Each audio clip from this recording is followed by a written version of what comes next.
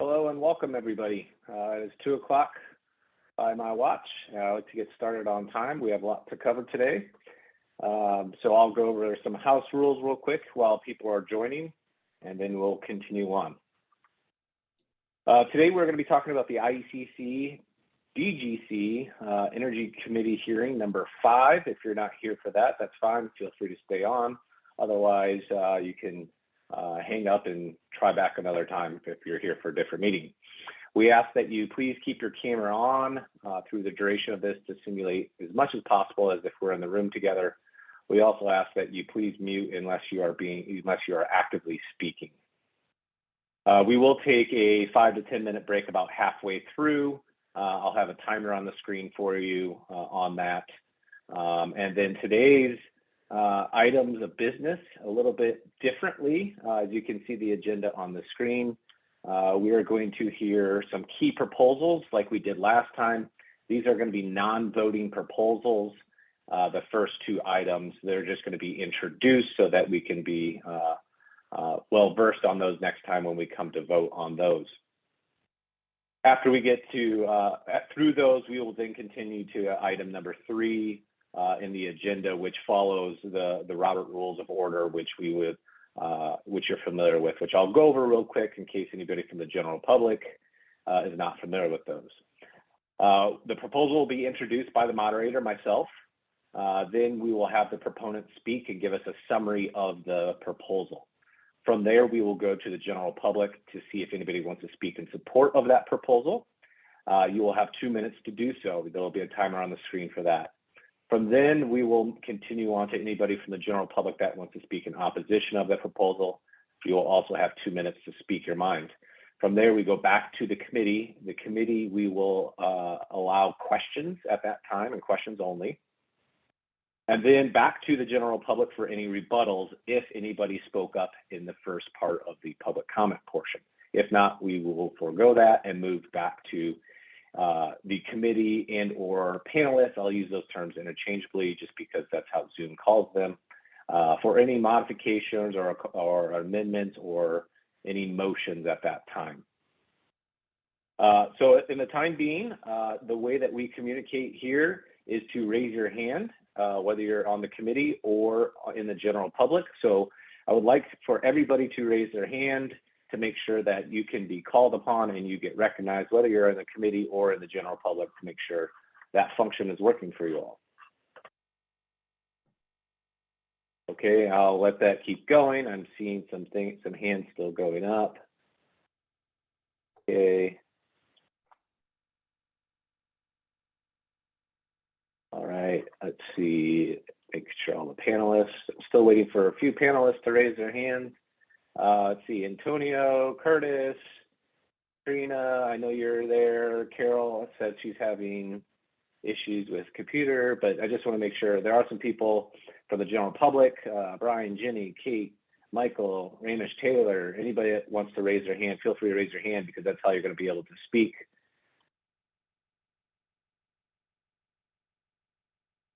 Okay, still see some panelists going through. I'll give that a minute to make sure we still have, everybody has the capability to do that.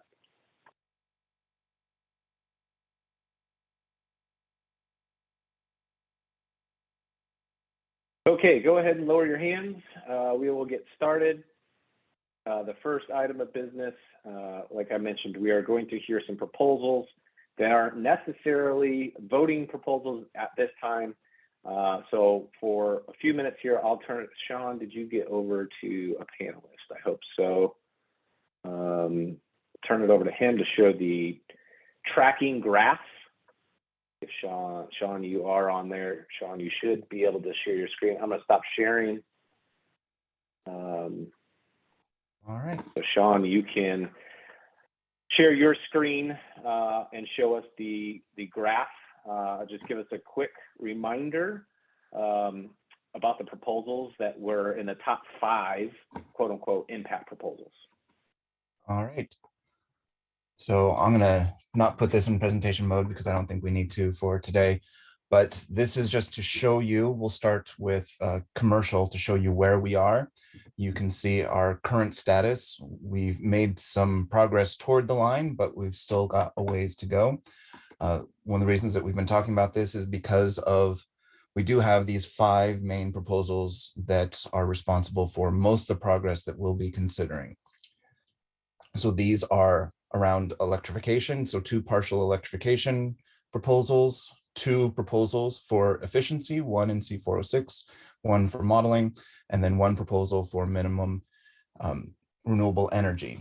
So if we look at where those electrification proposals will get us, you can see the red dot for your easy reference. If both of those were adopted, that is where we would get in terms of emissions for the commercial progress. And if the efficiency proposals and the renewable energy proposal were also adopted, so all 5 of the big 5, we would actually be below the line. With the one caveat that there is some interaction between these proposals. So if they were all adopted, we would have to make some modifications to, say, the amount of efficiency that they were actually delivering, and that dot would move up some. We see a similar situation in residential. We can see where we are.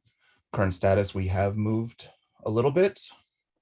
The electrification proposals get us farther in residential just because there are typically more gas loads. Gas loads are typically a bigger portion of the total building performance in residential. And then if all 5 of the big 5 are adopted, then that gets us just below the line with the same caveat that we had before.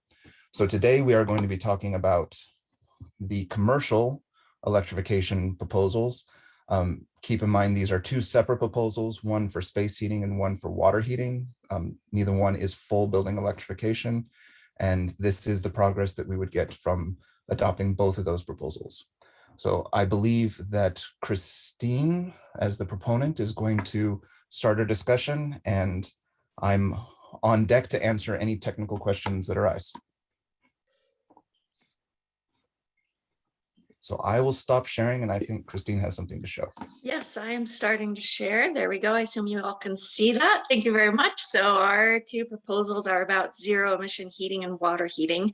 They are proposal C403.2 and a proposal for C404.10 dealing with space heating and water heating. The proposal aim, of course, as you can guess, is to reduce and eventually eliminate emissions from heating and water heating in a way that is both cost effective and efficient. The mechanism for how we're proposing to get there is to require most heating and water heating loads to be met through heat pump based systems, while allowing a little bit of flexibility and exceptions where need be.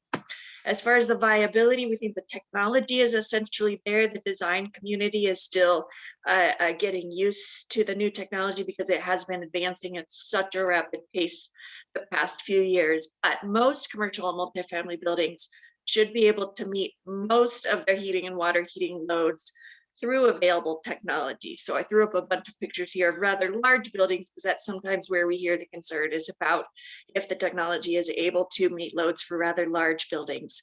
But it seems like it should be possible for the vast majority of buildings, again, while allowing exceptions where need be.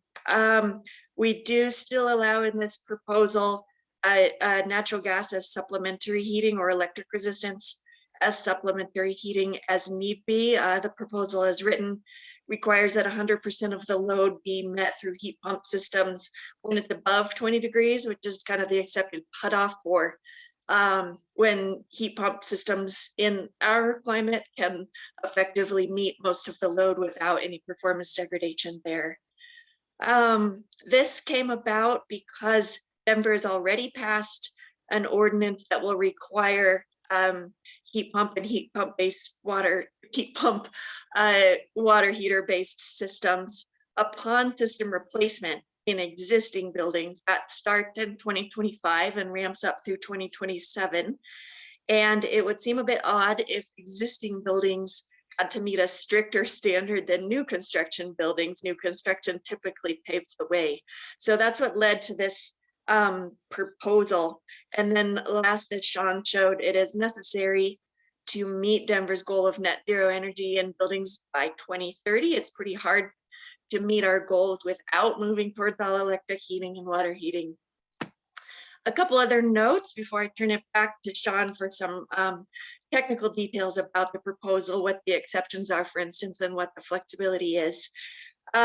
We have seen through the Energized Denver efforts and through helping existing buildings to change out their heating systems that it is really difficult to change your type of heating or water heating system once it's in later. It's easy to upgrade like for like, but it's really difficult to change the type of systems. And given how quickly heat pumps are taking over, we don't want buildings that are outdated in just a few years. We also, of course, don't want our new buildings that are completely incompatible with the city's climate objectives. Finally, to note, since design teams and building owners and developers are still, in some cases, coming up to speed with heat pump-based technology, wanted to note that we do still have free energy design assistance from Excel. They reimburse design teams for their time. They run through a number of different models for how a building can increase its energy efficiency, and they point you towards rebates that they can provide to make those higher performance options a reality. And we do also expect that Excel Energy will be significantly boosting its available incentives as a result of the beneficial electrification bill that passed last year in the legislature that required them to hit substantial goals for helping customers switch over towards heat pump and heat pump water heater based systems. I wanted to note, of course, we purposely wrote this broad to apply to the widest range of building types and system configurations as possible. But having said that, we are definitely willing to work with the committee and to hear your suggestions for how you could make this proposal something that you would feel comfortable voting for while still meeting the general intent. So with that, I'm going to pass it over to Sean to talk through some of the technical details and the exceptions. All right. Eric, would you like to bring up the proposal, or do you want me to? I'm sorry, Kevin. I can share my screen with the proposal if you want. I can bring it up. I'll do that. And Sean, you can start talking. All right. So this proposal is set up to essentially require heat pump. We'll start with, well, which one are you going to bring up first, Kevin? We can talk about either. We're going to start with P40. And is that space heating? I've not memorized the numbers for all of them yet.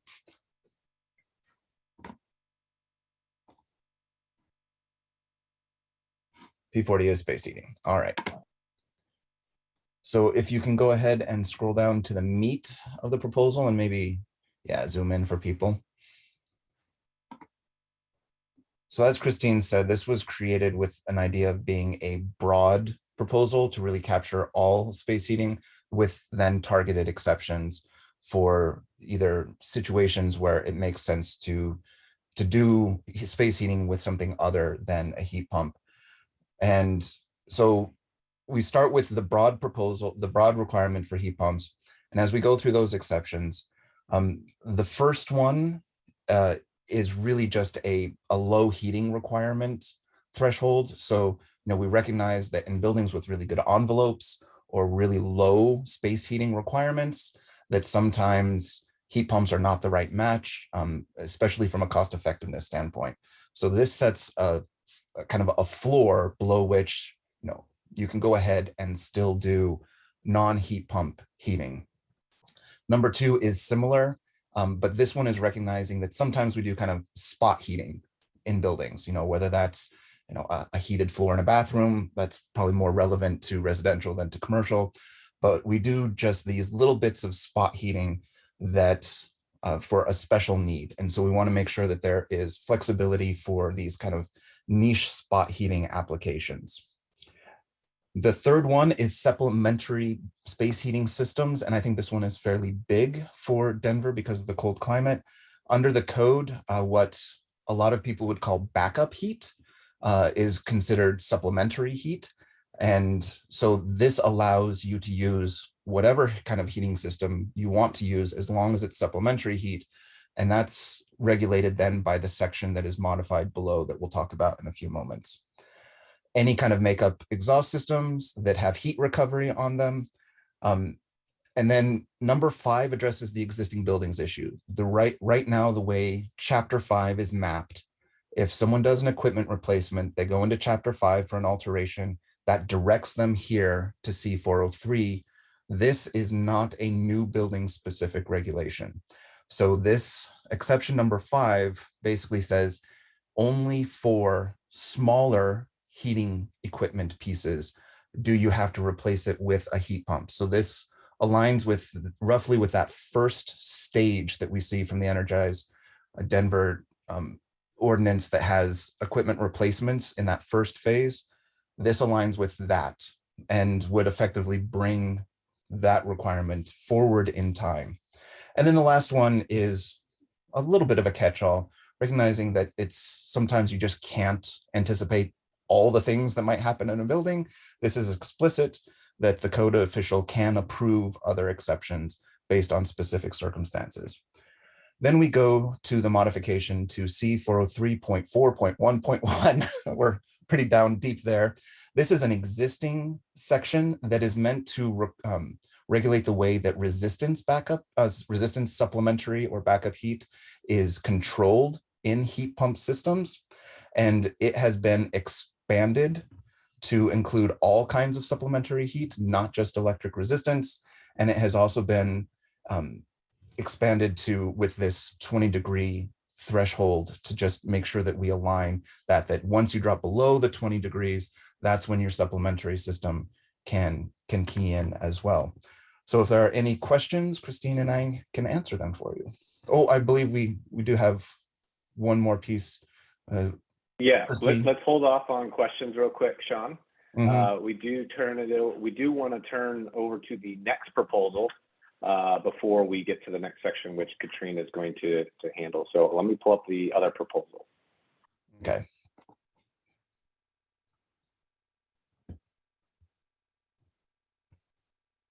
So while he's bringing that up, this is a similar proposal for water heating instead of space heating.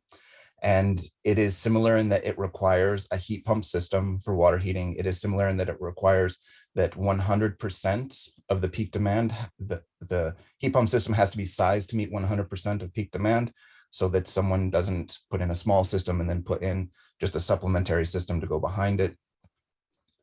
And then it also specifies, because when we're dealing with larger heat pump water heating systems, the heat pump itself is typically not in conditioned space. With smaller ones, it could be in conditioned space, it could be in unconditioned space, those integrated heat pump water heaters that I think most people are the most familiar with.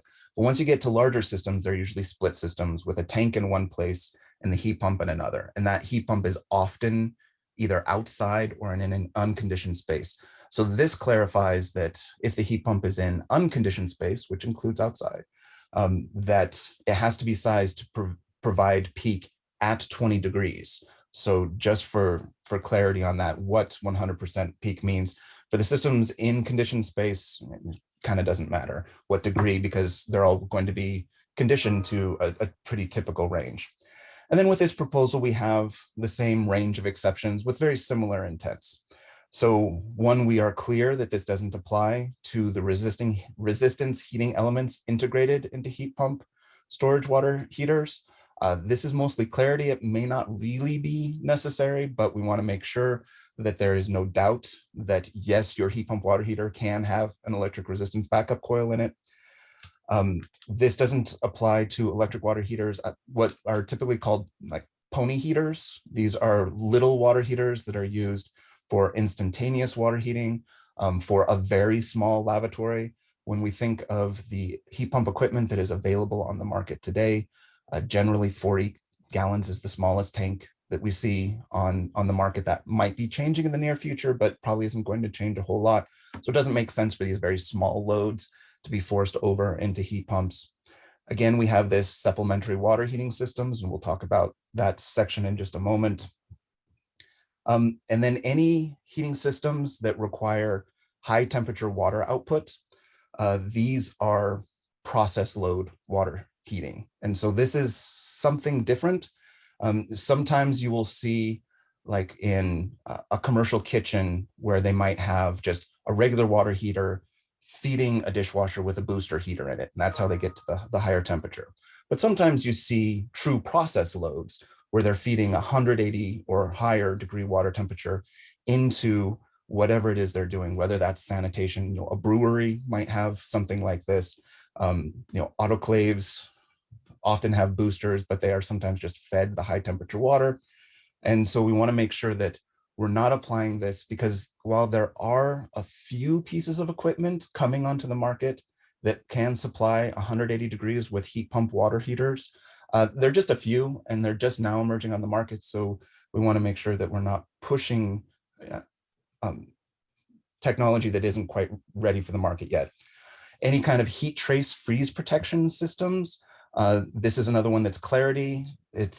You might say that this doesn't count as a service water heating system and isn't covered by this code, but we want to be clear that we're not covering this. Same thing with snow and ice melt systems, because we do have requirements for controls for snow and ice melt systems in the main body of the code. So we just want to be explicitly clear so that there's not confusion. And then again, other water heating systems is approved. Then we move into this new requirement for supplementary heat for heat pump water heating systems. And what this does is it duplicates the one that we just talked about. So there isn't something like this right now for water heating. So we have created something like this in the suite proposal, and it does, it does very similar things. It talks about the compression cycle. It talks about losing power. And here we also have an exception for heat trace temperature maintenance systems. These are different than freeze protection. As long as the capacity on your heat trace temperature maintenance system is not larger than the temperature of your main plant. And so just for clarity, this is the type of thing that you might see on a recirculation loop. Maybe in multifamily, you might see this in other commercial buildings, where instead of just constantly recirculating the water, or even sometimes when they do, they use heaters on the pipes themselves to keep the water up to temperature. And so we already have requirements for controls around those in the code. And this just says this isn't included under these regulations. And now I believe we're going to hand it off to Geyser. Yes, we will hand it over. I believe, Katrina, you're going to take over. I'm going to stop sharing the screen. And I believe just introduce yourself real quick so that everybody knows who you are, and just a brief overview. You have about 5 to 10 minutes on your presentation there. Thank you so much for the introduction. I'm Katrina Manigan, Director of Buildings and Homes for Denver's Office of Climate Action, Sustainability, and Resiliency. Thank you so much to the committee for your time today. I know we have tremendous expertise in this group to help the city find the right path forward. I want to present just a little information to you about renewable heating and cooling, or electrification, as background and level setting for all of you. My colleague Jan Kelleher, our building electrification specialist, is here also to answer questions, and we're happy to take time offline if any of you are interested in diving deeper on any of the subjects that I touch on very briefly today. So Jan will put our email addresses in the chat for you. I'll note that many of you probably know this, but for those who hadn't seen this chart before, gas used in buildings is about 1/3 water heat, 2/3 space heat, with of course some variation by building type. Heat pumps move heat instead of creating it, so they're 200 to 300% efficient. 100% efficiency is based on a source that creates heat. Here in Denver, we have zero emission electricity coming soon because Xcel Energy, our local utility, is required to cut electricity emissions 80% by 2030 and will be carbon free by 2050. For a building built today, heat pumps have significantly lower emissions over the 20 years that they will be operating than a mixed fuel building built today. Denver's electric system is already built to withstand high air conditioning load during the summer. You can see the summer peak here in blue, coinciding with hot summer afternoons when people need a lot of air conditioning. We often get questions when we talk about electrification, can our grid support this transition? Here you can see a chart from Xcel Energy Colorado showing their anticipated load shape with 73% commercial heat pump adoption and 62% residential heat pump adoption. And you can see that the winter heating needs are still slightly lower than that summer peak, even with this high level of heat pump adoption. We often get questions around product availability, so I wanted to share the feedback that we often hear from manufacturers and distributors of heat pumps, that they'll distribute them where code requires them because then demand is known. And we've actually heard anecdotes from Denver installers where they'll need to source products from Seattle today because that's where code requirements are already in place. We know that gas prices are historically more volatile than electric prices. So I'll turn in a moment to the literature review we conducted of cost studies of cost of building all electric with heat pumps. And but I also just wanted to flag in terms of operating cost that electricity prices are far more stable traditionally than gas prices have been. And in particular, not shown here is the spike we saw or are seeing in February due to some of the current unrest. So here is a summary, and I know there's a lot on this slide, so I will go slower here. We had the Brendel Group help us with a literature review of studies that look at the cost of electrification. There are, here you can see that cost difference shown in bold between building with a heat pump and building or operating with a gas system. And so I'll walk through this just a bit. For multifamily buildings, we know there were 3 studies that are summarized here. So there were some more local data, but still not a huge pool of data, I will note. But there was 3 different studies that we're pulling from here. They do show lower upfront costs for most, for both all electric as well as just for space heat and just for water heat. In parentheses, you can see a percent of what, because different studies were showing us percents of different things. So for example, one of them was that negative 1% less for total construction bid cost to just build all electric.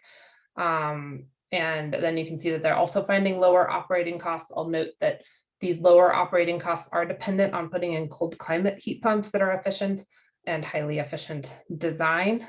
I think these proposals do require the heat pumps to be cold climate heat pumps that operate down to 20 degrees Fahrenheit. So hopefully this is in line with the proposals before you today.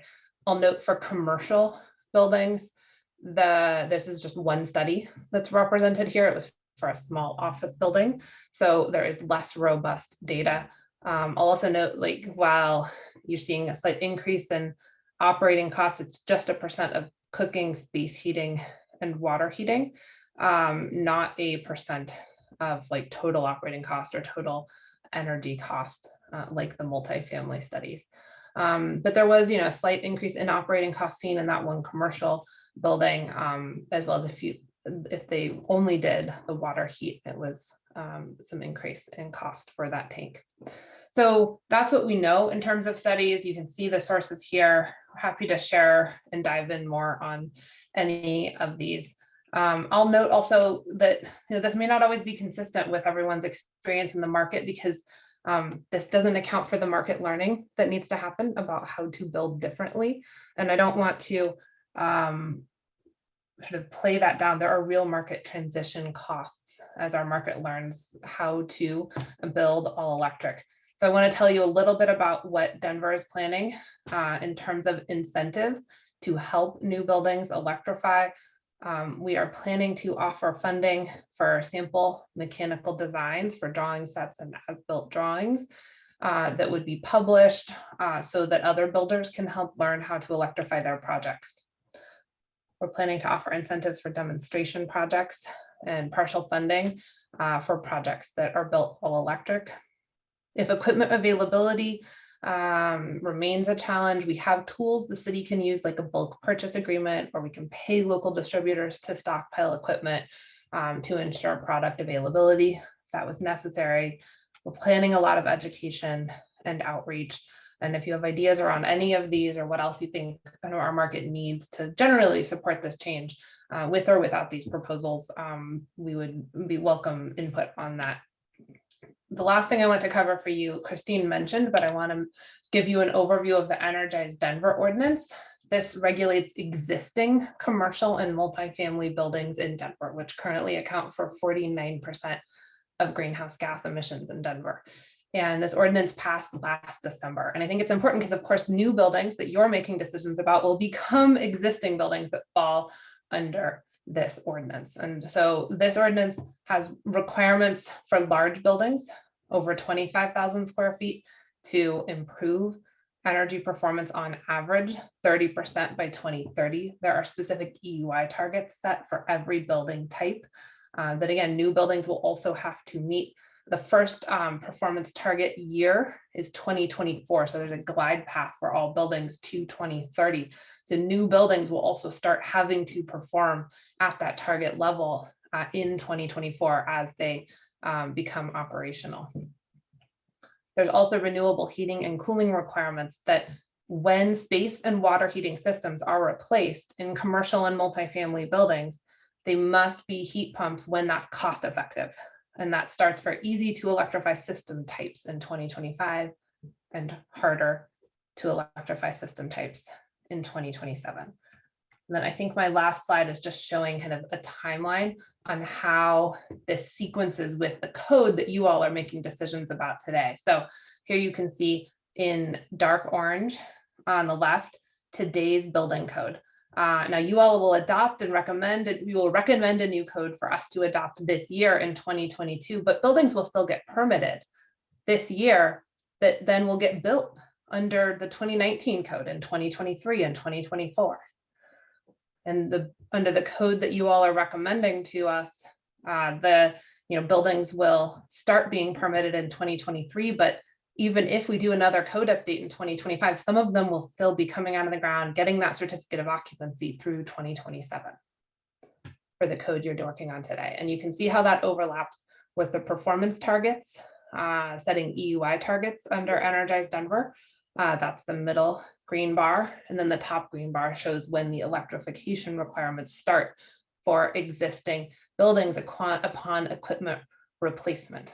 And so I think it's just important for the committee to consider sort of what 2025 is going to look like, where if someone, for example, goes to replace a rooftop unit in a commercial building, January 2nd of 2025, they will have to put in a heat pump instead of a gas-fired rooftop unit.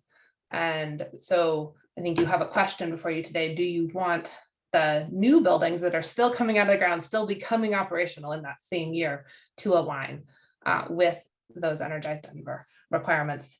And then my very last slide, I promise, is a summary of what's going on in other cities. You can see in dark blue are cities or states that have electrification codes and policies in place. I'll note that statewide, California is going to require electrification ready and electric space heat this year. So that is not yet in place, but we colored it dark blue because there are 43 cities that have some sort of electrification requirement in California. So it's easier than putting 43 dots. The other dark blue dots indicate different sorts of electrification codes and policies in place. And then the light blue indicates those locations that have something under development or a stated policy goal to move towards electrification in some way. So again, happy to take questions as we get into that, or to take deep dives offline if anyone wants to. Thank you. Thanks, Katrina. So committee, let's hold tight. We are going to open it up to the general public first on any feedback, and then we will come back to the committee on that. So anybody from the general public that would like to provide feedback, good, better, or indifferent, or anything of that nature, please raise your hand and I'll start a timer. We ask that you introduce yourself and then ask that you keep it within 2 minutes. So I will go in the order I see hands. I see Congressman Clark. So you are unmuted and I will start a timer. All right, can you hear me okay? Yes, we can. Awesome.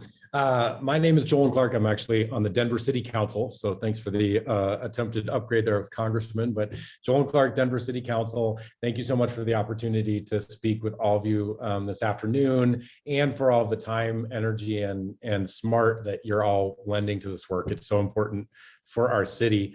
You know, ultimately this code will come in front of City Council. And so that's why I wanted to get in here while you all are considering proposals and grappling with this, because council has been very involved with the climate action task force that was put together to look at all of our climate goals and set the standard for where we need to be across all of our climate work, and very involved with the Energized Denver task force that brought forward the Energized Denver Ordinance that you were just hearing about. And so that existing building standard has been set now by council in that ordinance.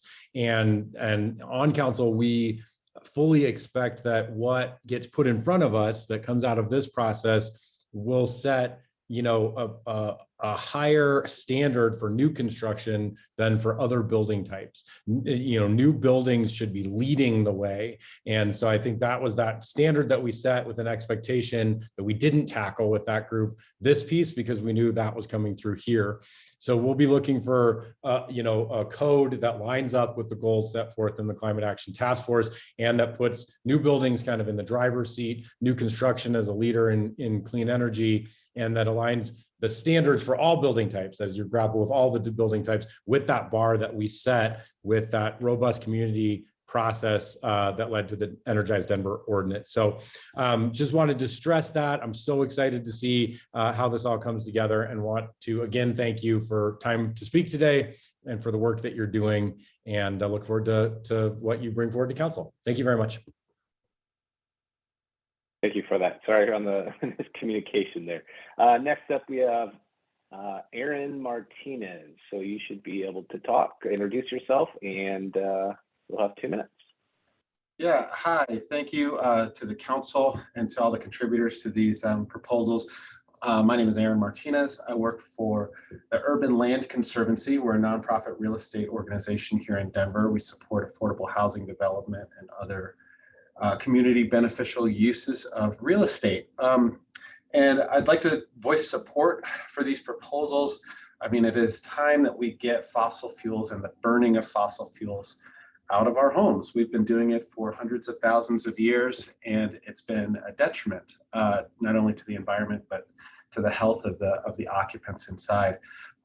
There's been recent studies that have shown up to 40, there's been recent studies of homes with fossil fuel fired appliances can have incidences of asthma up to 40% greater than those that don't. It has a big impact on kids, on the immunocompromised, and on families. So I support these proposals moving towards electrification and heat pumps. Also, I've spent a lot of my career working in the Weatherization Assistance Program. That's a program that goes into existing homes, low-income homes, to improve energy efficiency and safety. And I really would like to think that in 50 years, we're not going back into homes that are being built today to fix these problems. I think leading with new construction and codes that implement electrification are the way to go, for especially for future low-income residents of these structures. So that's all I have today. Again, thank you to the committee and all of the folks who have contributed to these proposals. Thank you. Next hand up I see is Taylor Roberts. Go ahead and unmute, introduce yourself, and you'll have 2 minutes. Hi, everybody. Thanks. Taylor Roberts with Group 14 Engineering. I just had some clarification questions and comments about these proposals. My first one being, I was unclear with the space heating, how like electric reheat would fall under that, like a VAV with electric reheat if it had a heat pump at the unit. So just if that could be specified, I think that could be an area for confusion. Since it's not really a backup heat for low temperature, but a reheat. And then the second comment was just unclear on how this would affect C407 and Appendix G and all the modeling pathways. It looks like it's a mandatory requirement currently, so I don't know how that'd be addressed if we go to Appendix G, which has systems that are not heat pumps, but they need to be all changed to heat pumps. So just some clarification there. And then in general, the reason I bring up the C407 and the modeling pathway and the mandatory versus prescriptive requirement is just that traditionally the modeling pathway has been allowed to help allow teams to come up with creative solutions and not just be required to do certain things. So I support this, but I think more of a prescriptive compliance if you're going prescriptive, whereas performance having a benchmark that really probably makes you do a heat pump, but doesn't say you have to if you can, have a really tight envelope or do really aggressive energy recovery or some other type of system. We have been seeing VAV systems with no heating. They do energy recovery, no heating at the VAV and then only reheat. So the system like that's, a creative option that might not fall under this, but I think how it is written, it is mandatory, so that would not be allowed. So that's, those are my comments. Thanks, everybody. Thank you. Next up is Mark Zielinski. Go ahead, Mark. Great, thank you. Mark Zielinski. I'm a registered professional mechanical and fire protection engineer. Millions of square feet sealed in the city of Denver. I would like to, I'm in support of the concepts here, but believe that this is better addressed within the context of proposal 6C406 to calibrate to Denver goals. Because that does a very good job of defining all electric, but providing for a non-all electric path that is kind of tough to meet. You got to beat all those extra points. That's fine. That gives us designers these options to do. Some of those were specifically mentioned by, I think it was Tyler just before me. VAV reheat, that is a major problem. The fact that this is all within C403.2 means it is mandatory. You got to do this, then you can address the performance factors. So I would recommend that be not in C403.2. Some of the details within the space heating, or just in general, the other item is technology. It states heat pump technology, which is actually not what the Energized Denver Ordinance states. The Energized Denver Ordinance requires electric heating as we go forward. Allow for electric heating. A lot of times heat pump technology is stated as being a slam dunk because it's not much more than cooling, but it requires cooling for it to not be much more than cooling. There's plenty of spaces that want to be just heating only. By requiring a heat pump for a heating only space, you're requiring cooling for a heating only space. And then detail of exception number 5 is it's doing the exact opposite of what you want. If you have an equipment replacement of not more than 20 tons, you're exempted from this requirement. So just consider some of the Okay, Mark. Thank you. Mark, I'm gonna have to cut you off. Thank you. Next up, we have Lauren S. Lauren, go ahead. Hello, everyone. Can you hear me? Yes, we can. Thank you very much for the opportunity to express support for rigorous implementation of Denver's climate, health, and safety goals in the new building code. I'm Lauren Swain, coordinator for Physicians for Social Responsibility of Colorado, health professionals and allies committed to protecting the people of our state from the gravest environmental threats to human health and survival. Denver's new building code recognizes that reduction of GHG emissions is critical to the well-being of Denver's diverse communities.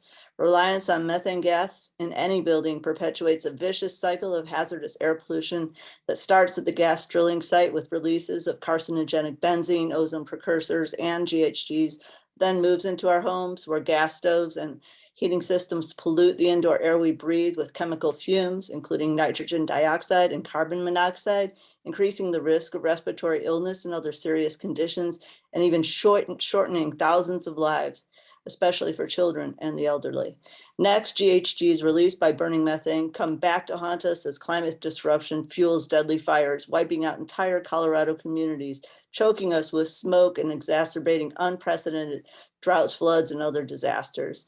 For the building code itself, whether or not we can agree to prioritize human health over various lobbying groups' demands, we can agree that Denver's building code should no longer expose vulnerable residents to unnecessary health risks and escalating volatile costs of using methane for home heating and cooking systems when, as Ms. Manigan's presentation indicates, clean, efficient, affordable technology is available.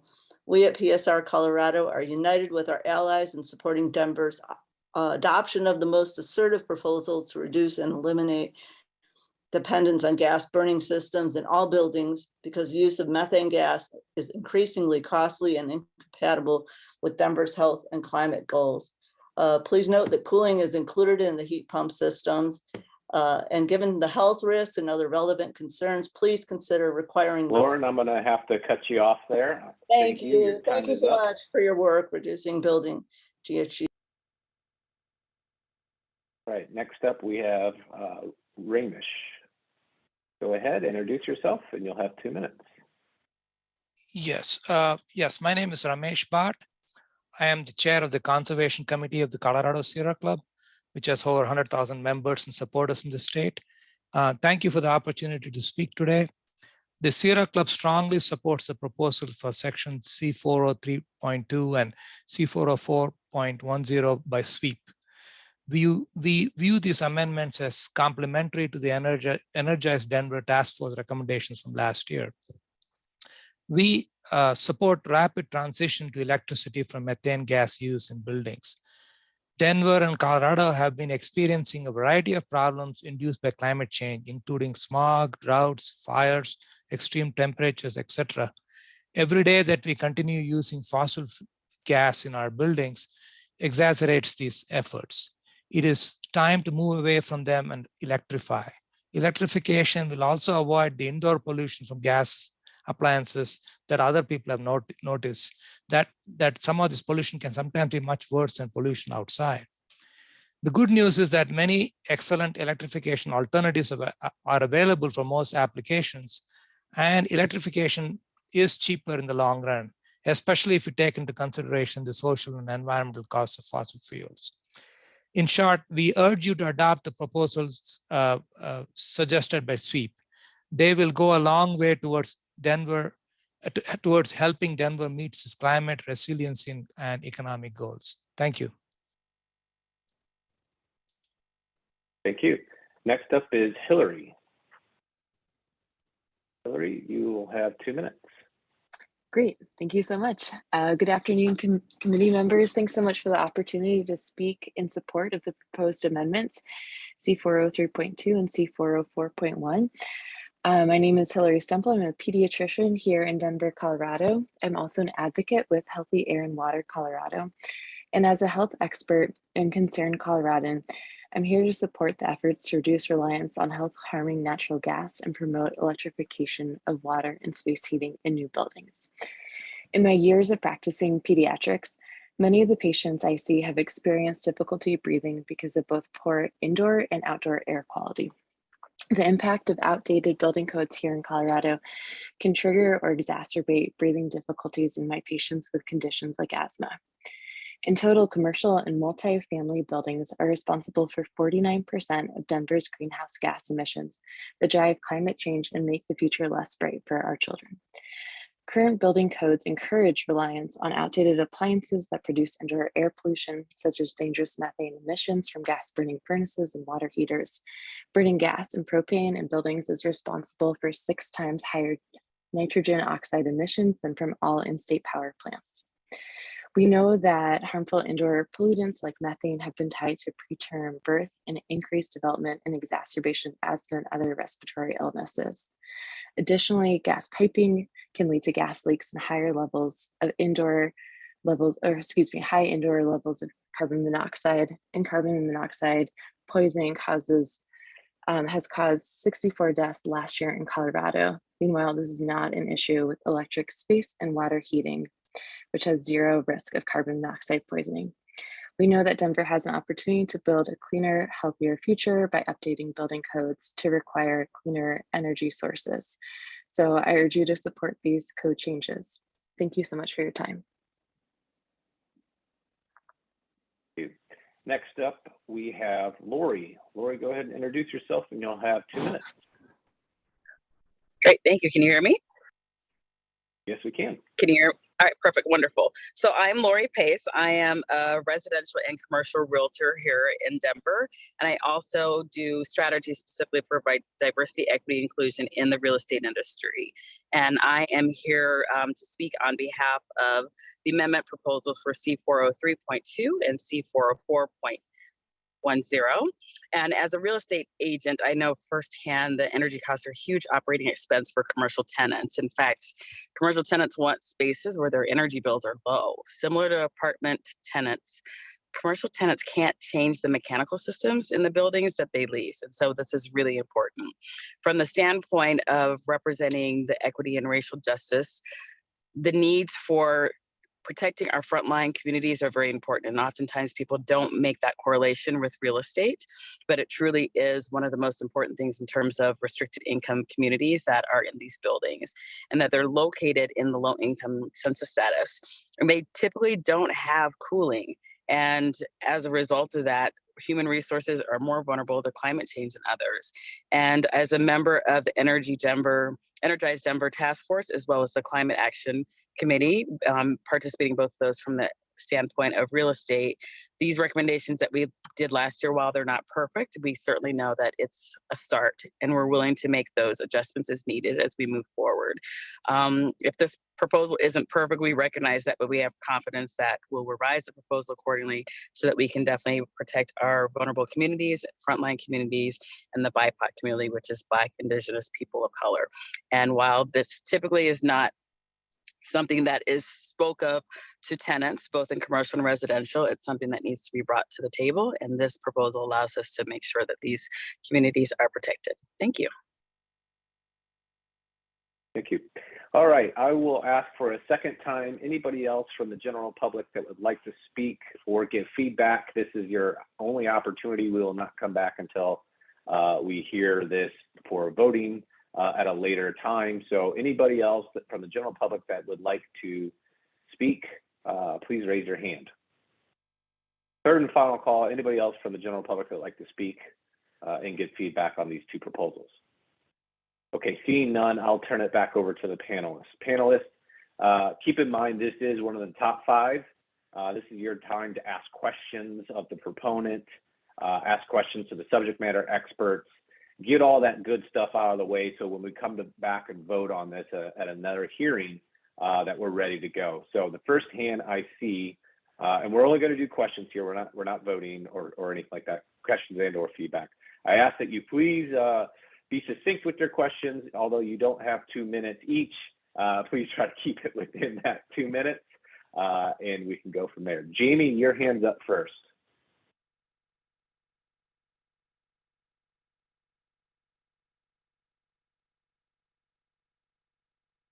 Jamie, can you unmute? See that you're on your phone. There you go. I had a couple questions. One for Sean, probably, and maybe Christine. How does this affect either EPCA or NACA? Like, how are we getting around and skirting preemption issues? So what Jamie is referring to is that we have federal standards for efficiency that are set at the federal level, and states and local jurisdictions are not allowed to require higher levels of efficiency than what is set at the federal level. The way that this does not run afoul of NECA is that it's not setting a higher than code efficiency level. It is technology specific. So by requiring a technology as opposed to requiring an efficiency, it kind of threads its way through. This is the approach that has been taken in Seattle. And this is also the approach that appears to be taken in Washington. They haven't finalized their energy code yet, but it is out for public review right now, where they have requirements for heat pump technology. So it might seem strange that NECA doesn't let you set a higher efficiency level, but does let you require equipment that is more efficient inherently. But that's the way that it has worked out. And that's been through the courts already. The court determined that this approach does work. Okay, next up is our subject matter expert for today, which is John. John, your hand's up next. Yes, thanks. I'll just try to keep this brief. One, just wanted to echo Mark Zielinski's comment on exception 5. I believe the intent might be to exempt replacements of equipment with capacity greater than 20 tons, as is for the reason that that type of equipment, the heat pumps are a little less prevalent and might often require custom products that aren't available off the shelf. That was my main comment. Also on the preemption issue, I think California has been a little more cautious. California sets a prescriptive baseline for heat pumps and some for many buildings, but doesn't outright ban gas for those buildings, but allows a performance trade-off against a heat pump baseline, basically. So I'm not a legal person, so I'm a mechanical engineer, so I'll leave that to the that domain. Thank you. All right, next up we have Ken. Thank you. Just a few questions here. On C40324, it says heat pump space heating, but obviously based on the description there, it really was, I would say, better described as space heating, and then letting the rest of that section kind of speak to the heat pump in particular. I think many code designers will see where it says heat pump space heating and assume that that part of the code only applies to heat pumps, which obviously, although it's driving us towards heat pump, doesn't necessarily apply to that. So that might be a suggestion to take a look at. As both John and then Mark and the public mentioned. Exception number 5 on there, agreed, most packaged equipment with heat pumps, they tend to manufacture, I want to say about 28 tons is pretty prevalent and below. So I think flipping that around so that it would say there's an exception if you're replacing something above because it's not readily available. Mark also brought up the idea of reheat here. Reheat's obviously there's other parts of the code that talk about where reheat's not necessarily allowed, but there's certainly cases where it's not necessarily reheating, but actually providing primary heating. It's a common system type. There's certainly ways to implement heat pumps with that, but it's certainly going right after what I would say is the most common HVAC system in the large commercial buildings. And I think we need to understand how best to accommodate that. Probably is more prevalent with existing buildings than it is with new, and there's certainly ways to get around it. Moving on to the domestic side, the next one, this would be the surface water heating. A couple of comments on the temperatures that were indicated here. We talked about using 20 degrees as the cutoff for supplemental heat. We've been doing these. We've been implementing heat pumps a lot for a number of years. There's a number of manufacturers who actually have 40 degrees as their cutoff. Yes, you can get some below 20, but they're very unique and very specialized manufacturers that tend to be pretty expensive. Some of the more common ones are actually at 40 degrees.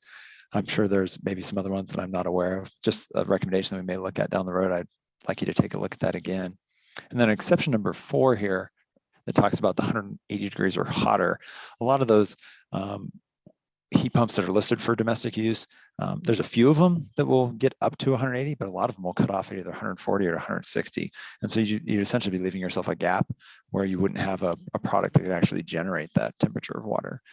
So again, something to take a look at there if somebody needs to deliver 160 degrees, but then they might not be able to find a heat pump, or they may only be able to find a manufacturer, which is, I think, something we don't necessarily want to drive people towards.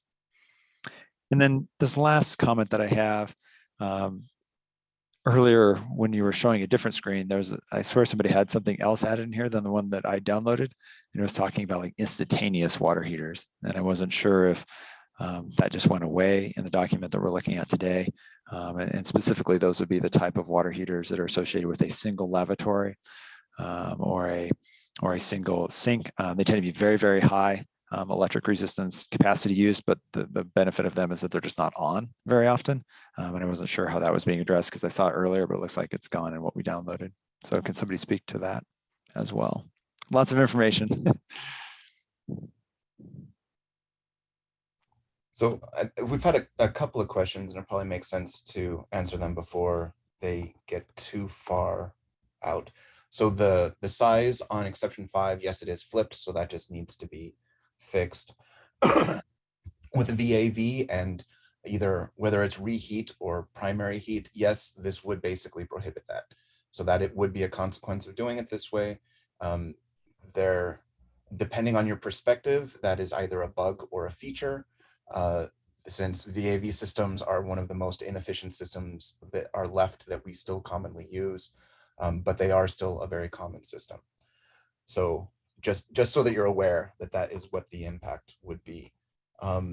For the 160, I'd be curious of an application that requires 160-degree water to see if we do need that. There's generally, it's kind of the 120, 140 that's used for your typical, bathroom type uses.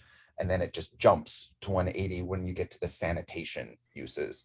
And so if there is an application in between that needs to be addressed, if, I think that we can address it. We definitely don't want to prohibit something that is needed. But when this was created, there was not an application like that any of the people who worked on the proposal were aware of. And I did take notes.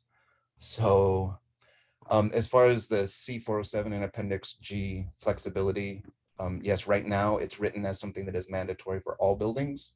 And so if you wanted to have that flexibility within modeling, it would have to be written into this requirement to allow that flexibility in modeling. And then it would also need to be addressed in modeling to make sure that the modeling path is still delivering something that the committee feels is equivalent to what this one does. And so those are the questions that we've heard so far, and we can accumulate some more questions. And I had one more question about the number of manufacturers that have a 40-degree cutoff.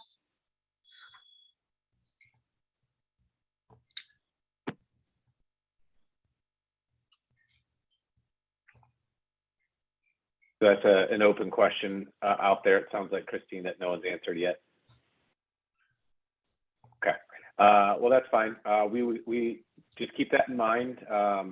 If anybody wants to do that research, there is an open question out there or something for everybody to ponder until the next time. So the next feedback comes from Elizabeth. Yeah, hey everybody. I'm an energy analyst in Denver, so I'll be your boots on the ground trying to implement these things. I love the intent. It's fantastic. We are woefully short on equipment to meet all of these requirements, unfortunately. So I wanted just to ask a few questions, just to maybe clarify the intent. And Christine, you just brought up the first thing I was going to mention with the number in C403.2.4. With the system being required to satisfy 100% of load at 20 degrees. Is it the intent to be basically excluding or prohibiting the use of PTACs and VTACs with that? Because I don't think there's maybe more than one PTAC or VTAC on the market that can achieve that. And so that's what this would be doing, would be prohibiting the use of PTACs and VTACs. And so I guess my question is that the intent? That was not the intent, I believe. We would want to double check to see the market availability of PTACs and VTACs.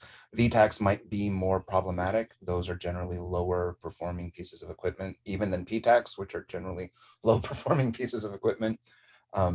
So And so you're talking about just because of how broadly they're used in multifamily? Just in general, I can't think of a single PTAC that would have a heat pump that can operate at 20 degrees. And I can only think of one VTAC. Oh, so the reverse of what I've seen. Well, I mean, you're saying efficiency numbers, and when I think efficiency, I think of COP, and those are different numbers than the numbers that you have here. It's that low temperature capacity.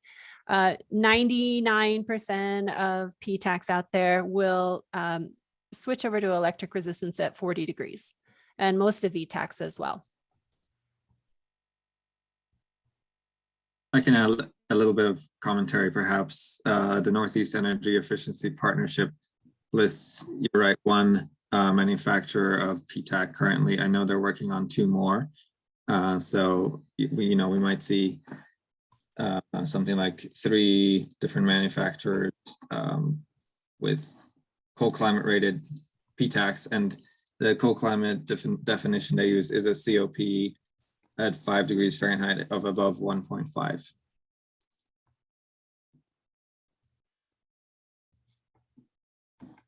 So the only one I know about is I can get it if I'm in Australia, but not here.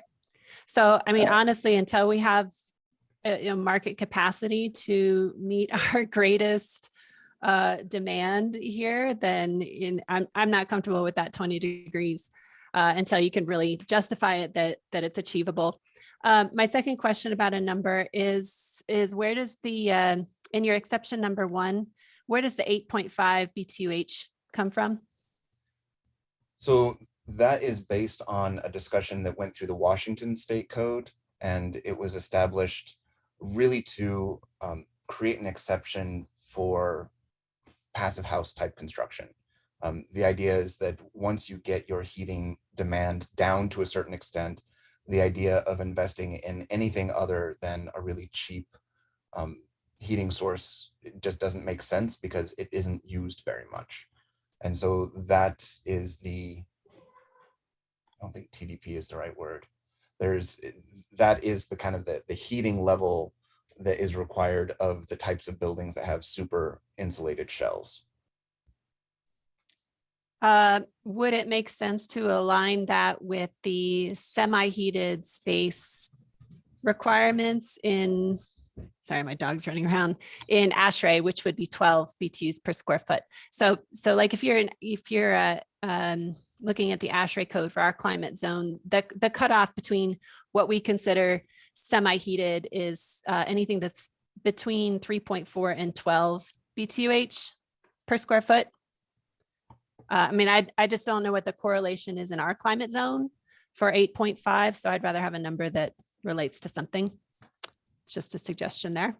So this was set for Eastern Washington, which, while not exactly the same as Denver, is similar in terms of climate. I think that kind of shift probably doesn't make a substantial difference. But if it makes the code easier to use for people, then that could be something that it does, because there's several other Denver amendments right now that align with that. Like, for example, an amendment from last year that related specifically to air barrier requirements. Like when I think about, say, a heated plenum, when I'm doing just freeze protection for piping in a drop ceiling above a garage. The number that amendment was written around was the ASHRAE number, so it was 12 BTUH.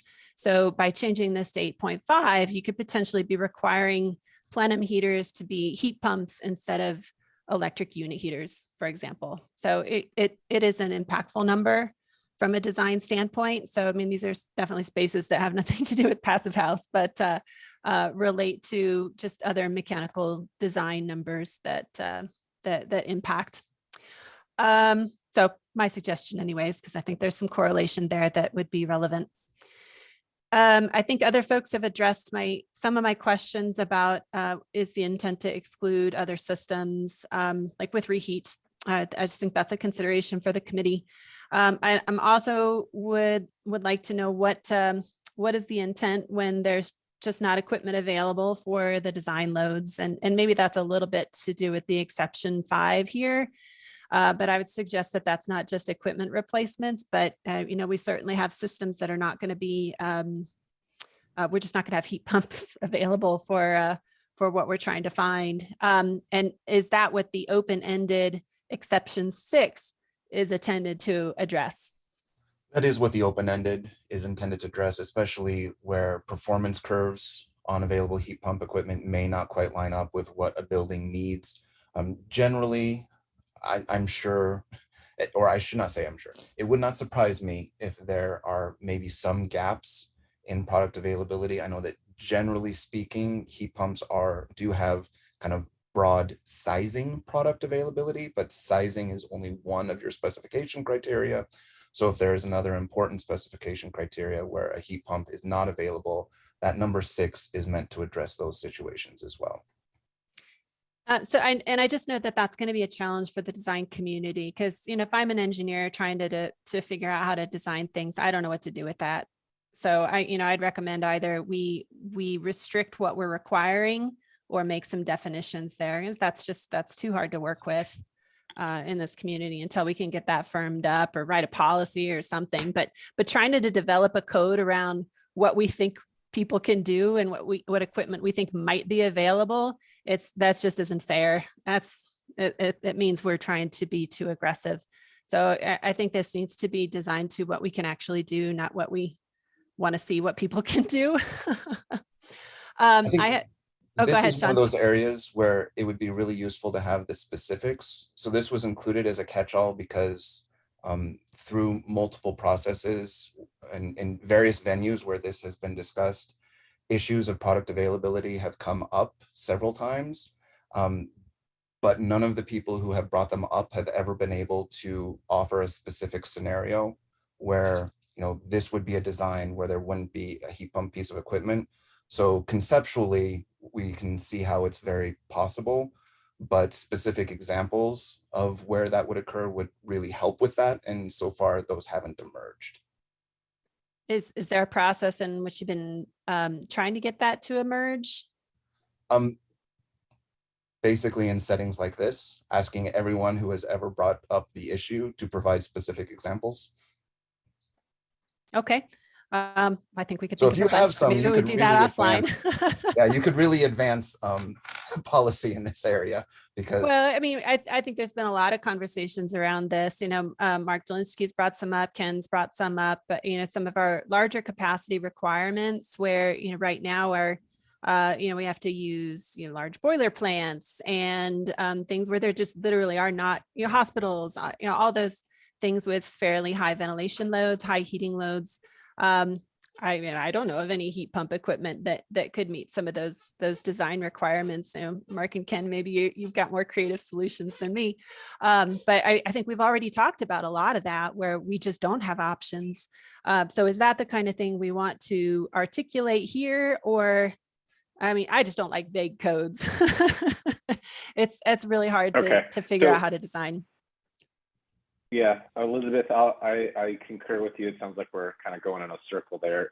This is great feedback, and just know to everybody on the committee and even in the general public that there's still opportunity to collaborate on these proposals and make slight tweaks or modifications here based on everybody's feedback. So please get with the proponent to make sure you get that feedback taken care of. But I am going to have to move on to the next person just for the sake of keeping things moving. So Chuck, you're up next.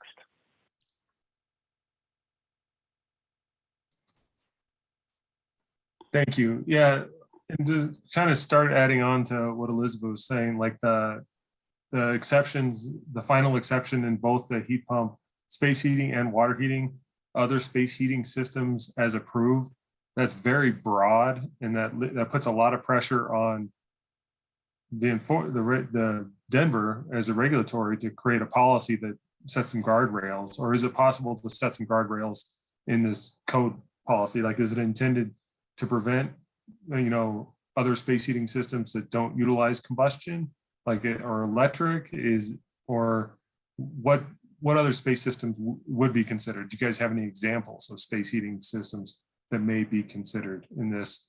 And then my second comment is for the heat pump supplementary heat, more of a discussion of why it was expanded to include the combustion of fossil fuels, because the base code is just electric strip heating, and now we're expanding it to include fossil fuels, which brings natural gas and back into the building. Curious why that was added back. So that was added in based on the discussion during the Energized Denver task force in regards to how those requirements would be implemented. So those do allow gas supplementary heat. At least it's the way that it is formulated. There are one way to kind of make this transition is to go to a hybrid heating system, that has a heat pump with supplementary gas. And so it's kind of a soft entry that if there really is that need that and to create I think probably the main thing is that there is alignment with the direction that the ordinance is going. Does that answer that question? Yeah, but the ordinance is specific to equipment replacement and some of the challenges associated with that. And with new construction, I'd be curious to see if there's a need to have it opened up to including fossil fuels being brought into the building. That's something we'd be willing to consider. And also keep in mind that this does, equipment replacements would be captured here as well. So it isn't just new, it is equipment replacements. Yeah, whether it needs to be restricted only to equipment replacements is certainly something that could be considered.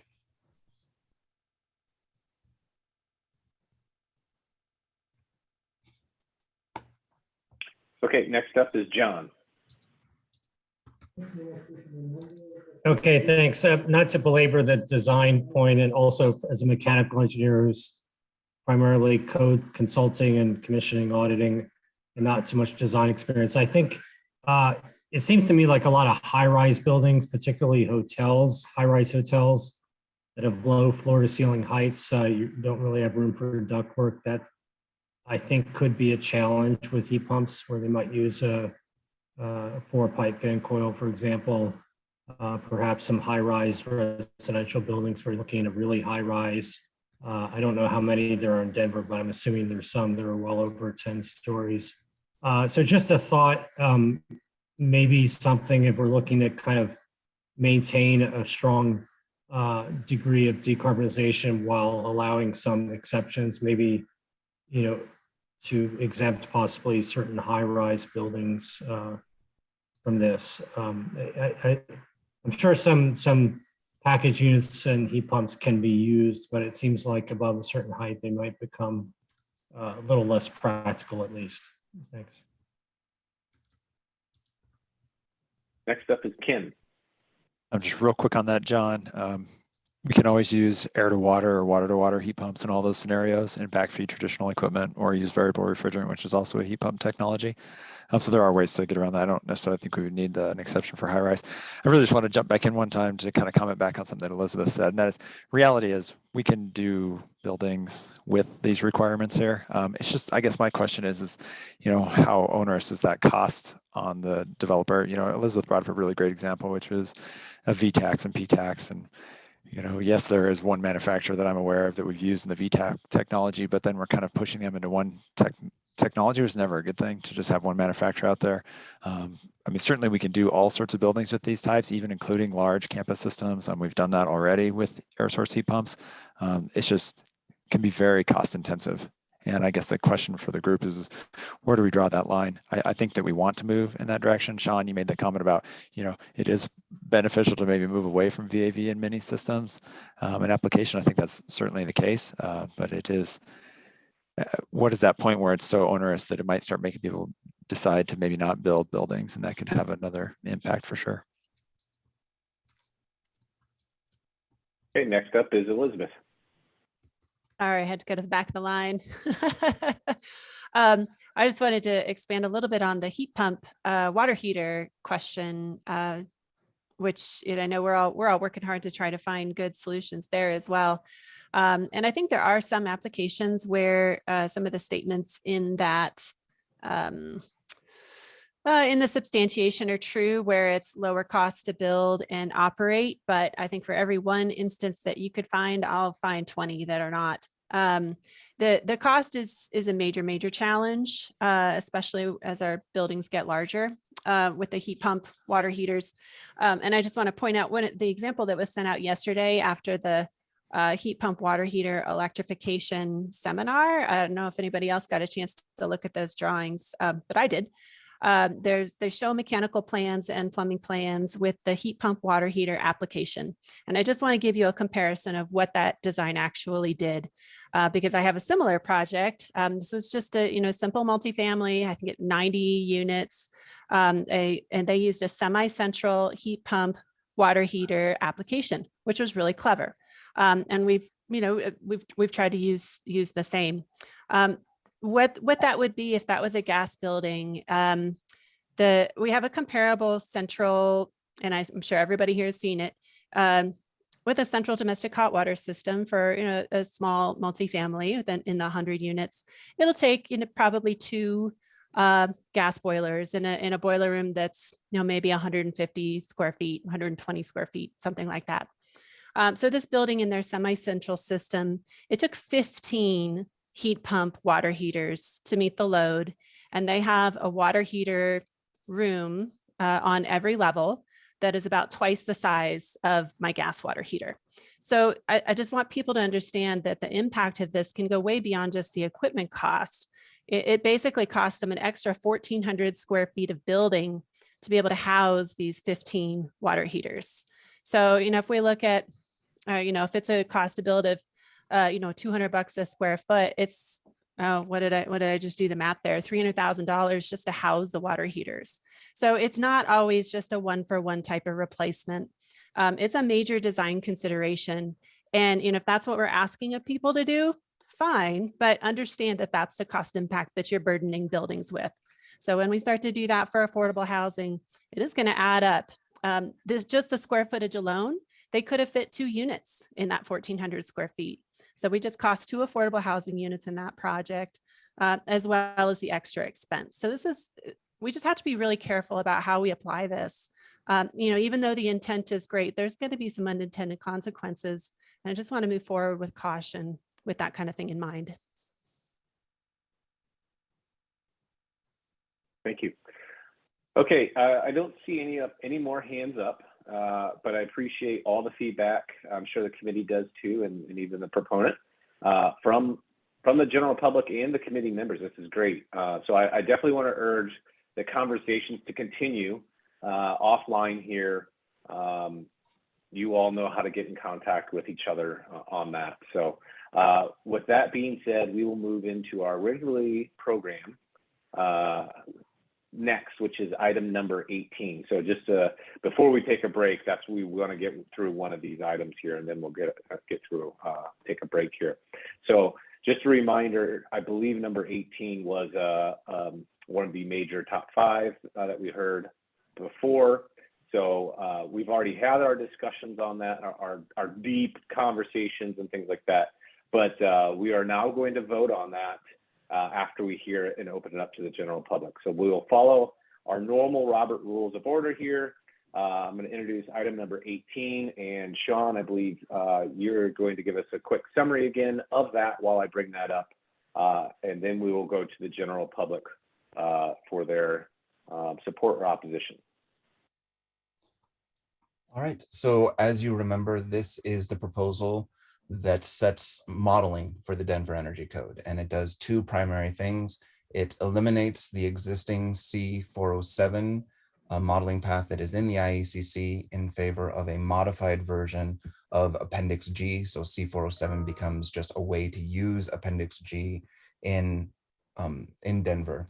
And then the other thing that it does is it calibrates the modeling path in Appendix G to the targets that are in the Denver Net Zero Energy Implementation Plan. So those are the 2 big things. And we would like to go over a couple of modifications that we've done to this since the last time you saw it, since that is probably going to be the most useful. Otherwise, the proposal remains largely the same.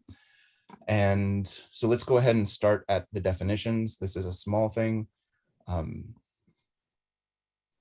So if you can go up a little bit there, Kevin. All right, so that PEUI, we just said, went from proposed to predicted because AIA calls it predicted. So hope, it's probably a minor thing, but maybe a little bit clearer for the market. And then if you can scroll down to just below the equation and the equation variables, there you'll see this change. So this addresses one of the concerns that was brought up about high energy use buildings due to some kind of process load, including healthcare. And a phrase has been added here that leverages another section that was added in the 2021 IECC, which requires end use submetering in larger commercial buildings, including the end use submetering of process loads.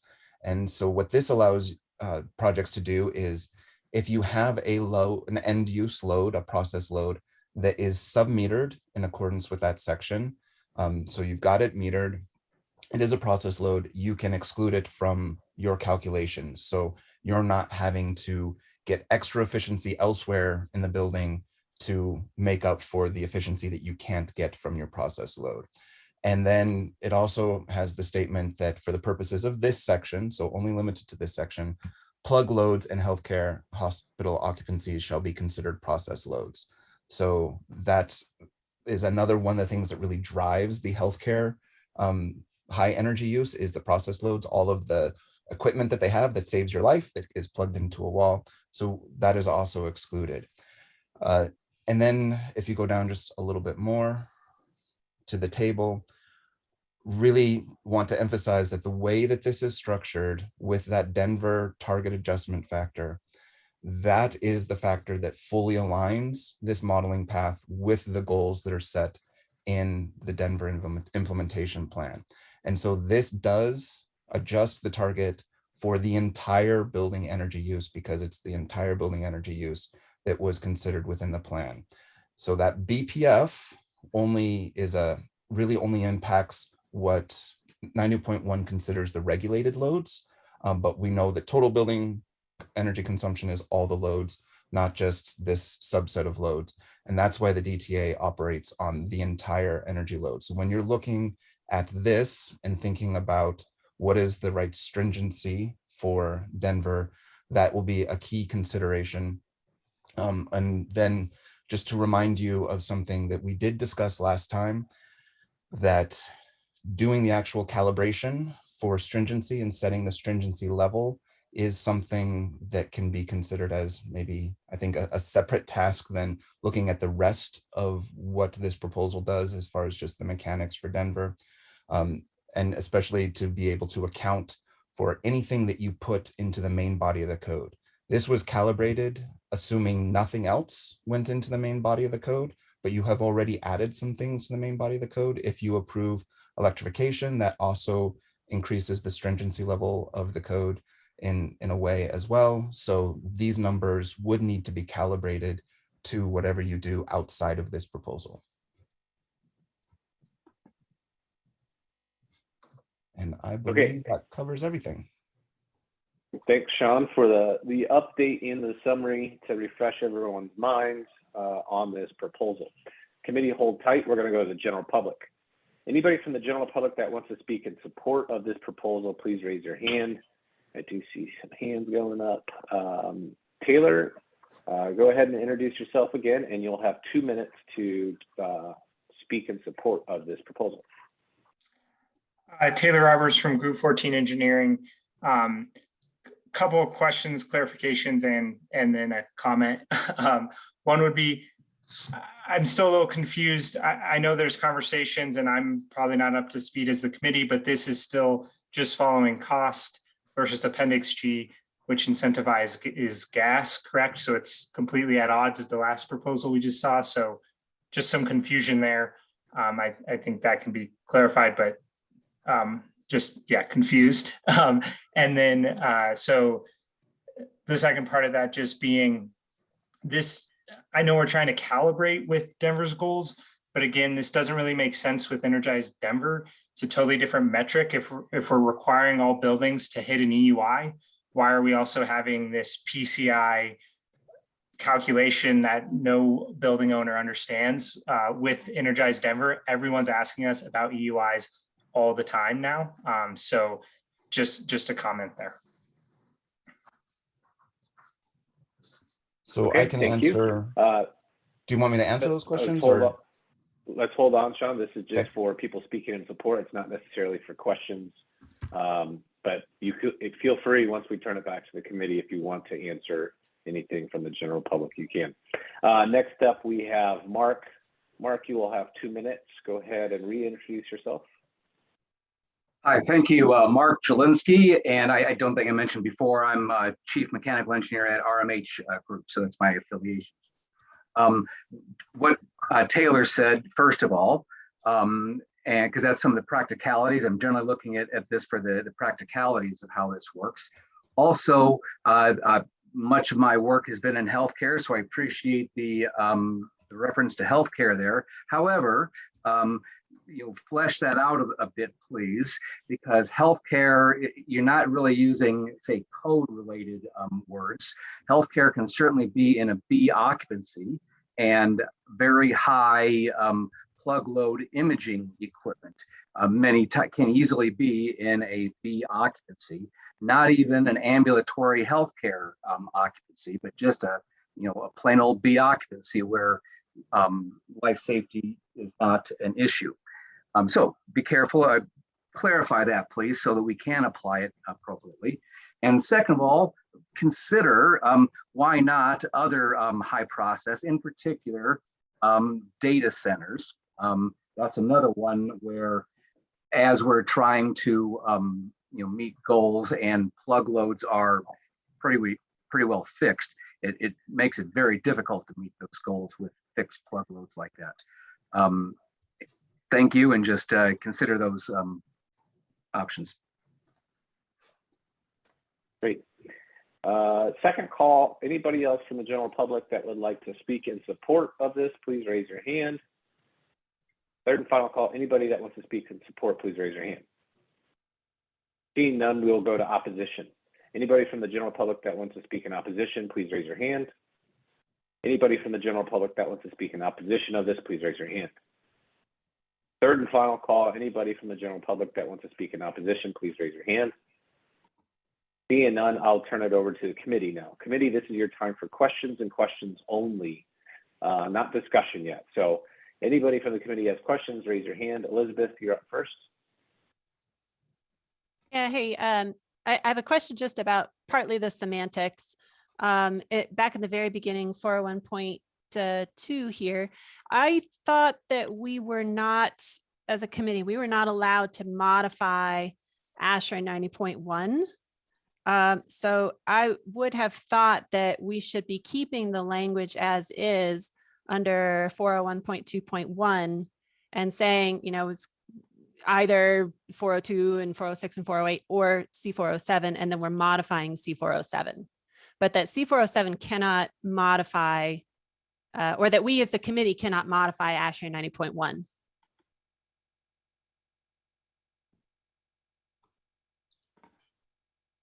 So the answer to that is you can't modify the text of ASHRAE 90.1, which is why C407 tells you how to use basically Appendix G. So what is in C407 completely replaces the Chapter 4 stuff.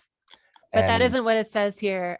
This specifically removes using C407 and it says use ASHRAE 90.1. So I just want to point that out, that's conflicting code. It's either we follow C407 that tells you how to use ASHRAE 90.1, or we follow ASHRAE 90.1.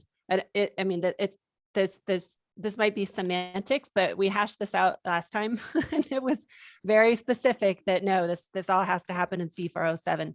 And I also just want to add to that, a lot of the local folks, we're used to doing this methodology in Boulder. And that is how it was done in the Boulder Code is that it's all still in C407. It refers to that methodology in 90.1. So I think that's your intent, but the language is all, this is C407. And then the second part of that is the mandatory requirements. So again, so if you're following ASHRAE 90.1, follow the requirements of 90.1, but there's reference in here to now forgetting the mandatory requirements of IECC and following the mandatory requirements of 90.1. And that's a huge deviation. So if you go down to the table, right there, that picks up the mandatory requirements from IECC that are kind of the critical differences, not necessarily all of them. Navigating those two mandatory differences is a little bit challenging, but this one does pick up the things that are critically different in IECC, like acceptance testing. But there's still a lot of 90.1 that isn't in IECC, and then we're also basically excluding all of these requirements that we're doing as a part of this committee. All of these other amendments that we're looking at in like C402 and all these conversations we've had about thermal bridging and stuff, all of that goes out the window if we refer to ASHRAE 90.1 for the mandatories.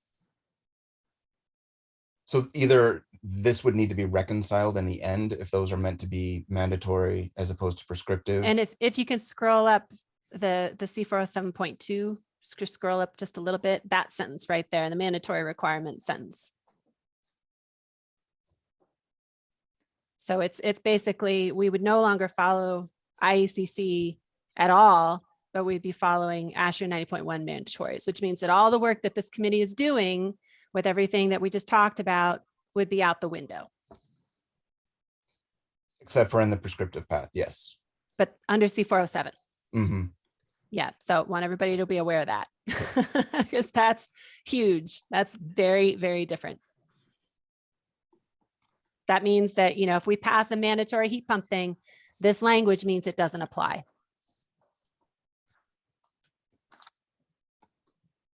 Okay, any other questions at this time? Questions only. Next question comes from Courtney. Sean, given Elizabeth's questions here, I'm wondering how we would work to resolve that to keep the intent and impact of this proposal. From a procedural standpoint, you would either before adopting this or once you're done adopting the things that you want to be mandatory as opposed to prescriptive, you would adopt with the modification of adding all those things that you want to be mandatory to this table. Right now, this has the things that were anticipated by the city, but it's like the city didn't put in the public comments or the electrification that came from sweep. So this table would need to be modified with anything that the committee wanted to be mandatory as opposed to prescriptive that they had done.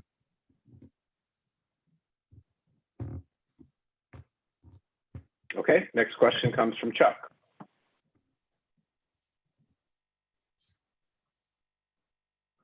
Yeah, I had a couple questions regarding the additional language that was added regarding the process loads and the sub-metering. The added language specifically references section C405.12. One, that's in the electrical portion of the IECC. So is metered gas loads intended to be included in that? And that section is in the IECC is required for square footages of 25,000 square foot or more. And so for occupancies less than, or buildings less than 25,000 square foot, would they be allowed to just exclude the process loads from their calculations, or would they be required to provide that metering as part of their compliance path of metering it separately? And then also the ability to enforcement and actually to help the designers. Process loads are defined differently in the IECC, and actually they're not really defined in the IECC, only in section C405.12, where in the ASHRAE they are defined, but the definitions are different. And then unregulated loads and regulated loads really aren't specifically defined in the IECC. So do we need to define those more succinctly in our code proposal here? So there's a couple of questions there. So the first one is the way that this is worded now, you're only allowed to exclude your process loads from your modeling if you are metering it. So if you are a small building that didn't submeter your process loads, then you wouldn't be able to. Now, there's nothing in the code that says that smaller buildings can't submeter process loads. So if the language needs tweaking to be a little bit extra clear, since there is that division in there, then I think that enhancement can be made. For process loads, that one created a little bit of a sticking point because the IECC doesn't directly define process loads and incidentally defines process loads. And I think that's because process loads, if I remember correctly, are really, this is the place that they are used in the IECC. So we didn't want to add a definition when the IECC had already gone kind of the direction that it had been going. If you feel that there's a need to explicitly define process loads, then that is also something that can be done. In terms of the regulated and unregulated loads, when that isn't defined in IECC at all. And so, but that is treated in the reference to Appendix G on what to consider an unregulated load and what to consider a regulated load. So just by making the reference to the appropriate places in Appendix G, which is primarily the G tables, I guess would probably be the best way to refer to them. So, the IECC doesn't need to define it here in C407 because this is one of the things that we pick up by reference to Appendix G. To Elizabeth's point, clarifying that up in the charging language is a simple clarification that can be done really quickly. And then there were also the couple of public comments that I might as well, as long as I'm talking, address them as well, which is, this is still energy cost, but there is a parallel proposal that allows site energy to be used within Appendix G. That would open up a lot more flexibility for electric equipment. That one it basically just augments this, giving an additional energy metric. And I think those are the actual questions from the public. So I gave me a bunch of questions. I gave a bunch of answers.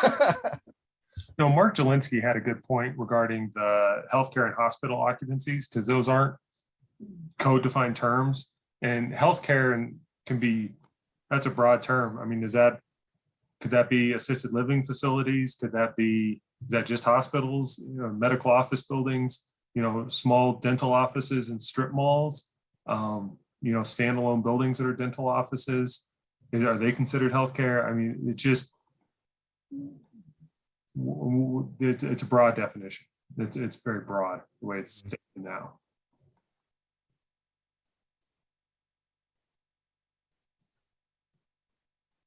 Okay, there are some questions still out there that are pending, or I guess maybe some concerns / questions there. But we do have one more hand up in the question period. Jamie, what's your question? Sean and I have had this conversation like a few years back, but the IECC defines energy cost as the annual energy cost of purchased energy for functions regulated by this code. So I don't even know that process loads are regulated by the IECC and should be even in C407. That's been one of these weird things that I've never really quite figured out, and just kind of ignored it and just included all plug loads in that.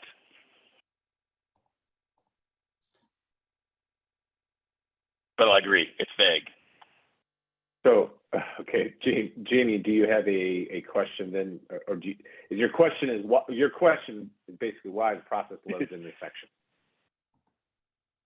Yeah, yeah, sure. So the answer is that depending on how you read it, and I know that there are different ways of reading it we see in practice, this makes it clear how to deal with those loads in modeling. So there are a few places in code where we realize that the code says one thing, but isn't necessarily, either it's not entirely clear or it's not, the application of the code is not consistent.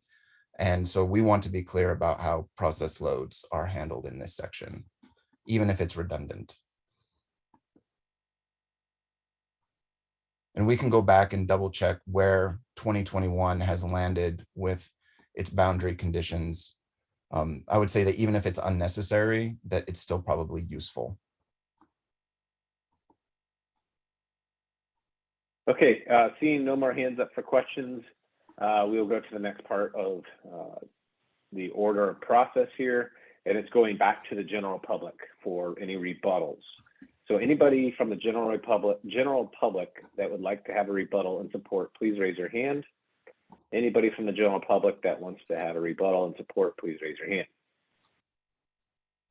Third and final call, anybody from the general public that wants to speak in support, please raise your hand.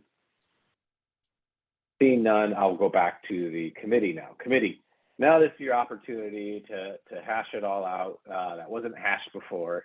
Any further discussion or motions at this time? Kevin, go ahead. Sure, just a quick point of clarification on what you have on screen right now in table C407.3.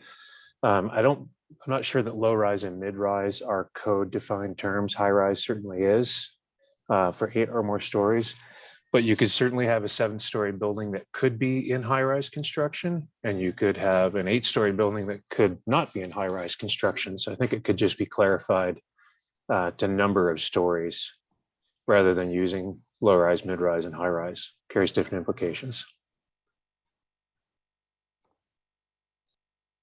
Okay. Next up is Elizabeth.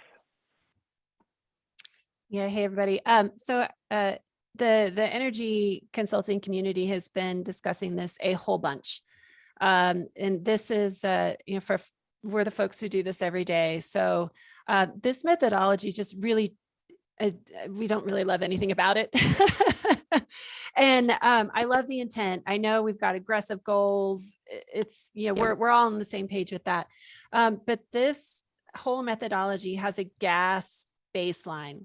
So it is going to be so hard for us to be promoting electrification in Denver, whether it becomes mandatory or not, when we're comparing everything to a gas baseline. So it just works against everything that we're trying to achieve.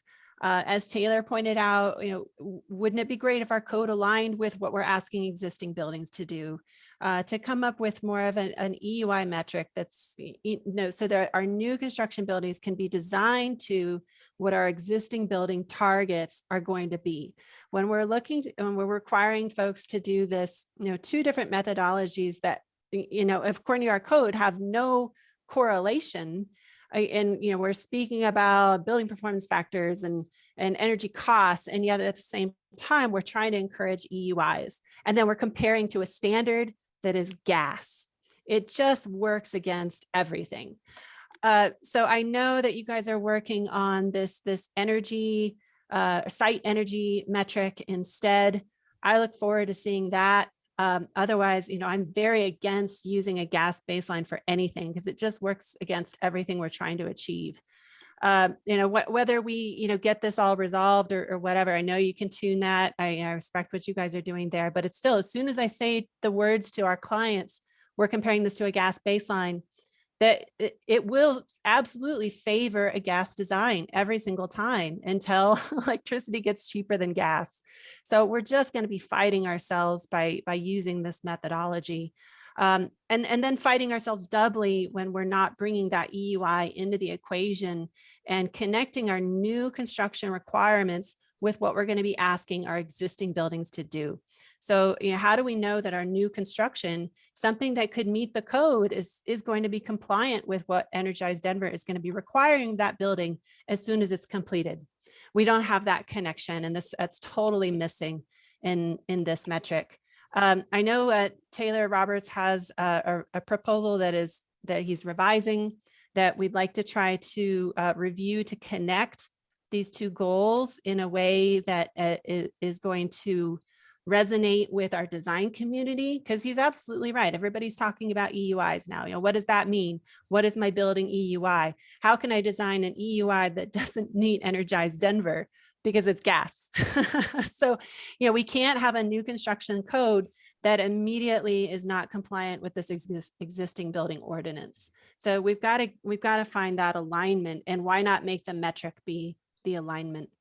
My second thing that I dislike about this is, we do a lot of the performance method energy modeling, and I don't think in years and years, not a single building have I used ASHRAE 90.1 because of the mandatory requirements thing that has to happen. If I use ASHRAE 90.1, I have to follow the mandatories of ASHRAE. The design community knows IECC. We're modifying the IECC.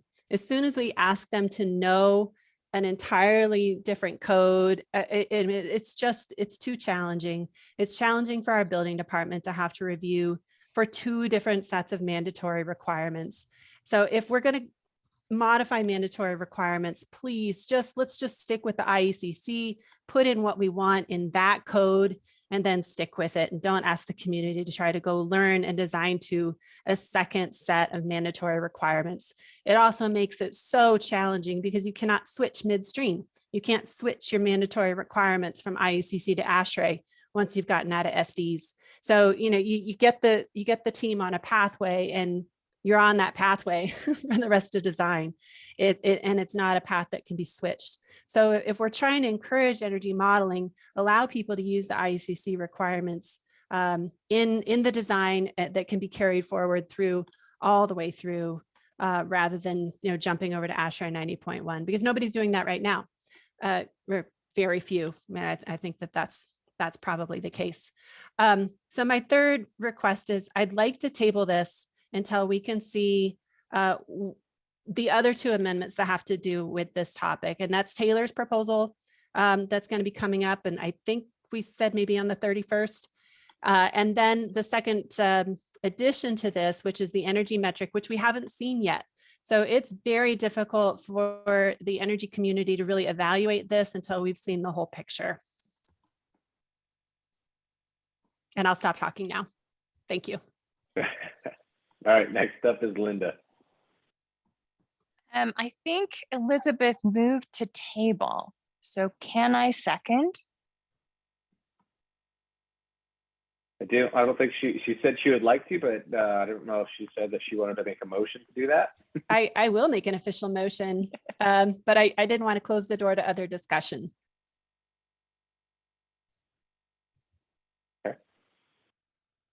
And then Linda, you would second that motion then? I would second that motion. Okay. Anybody else? Any other conversations?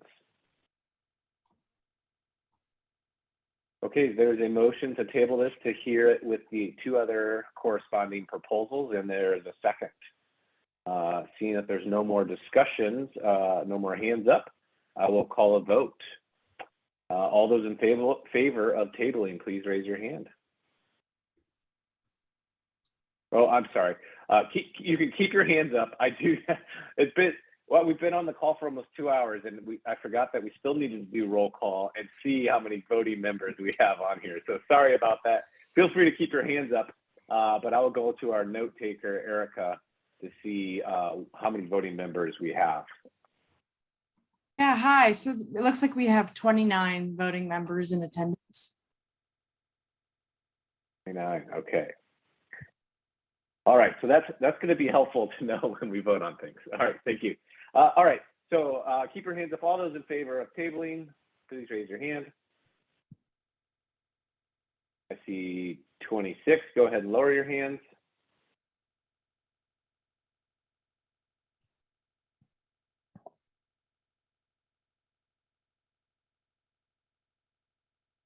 Okay, all those opposed, please raise your hand.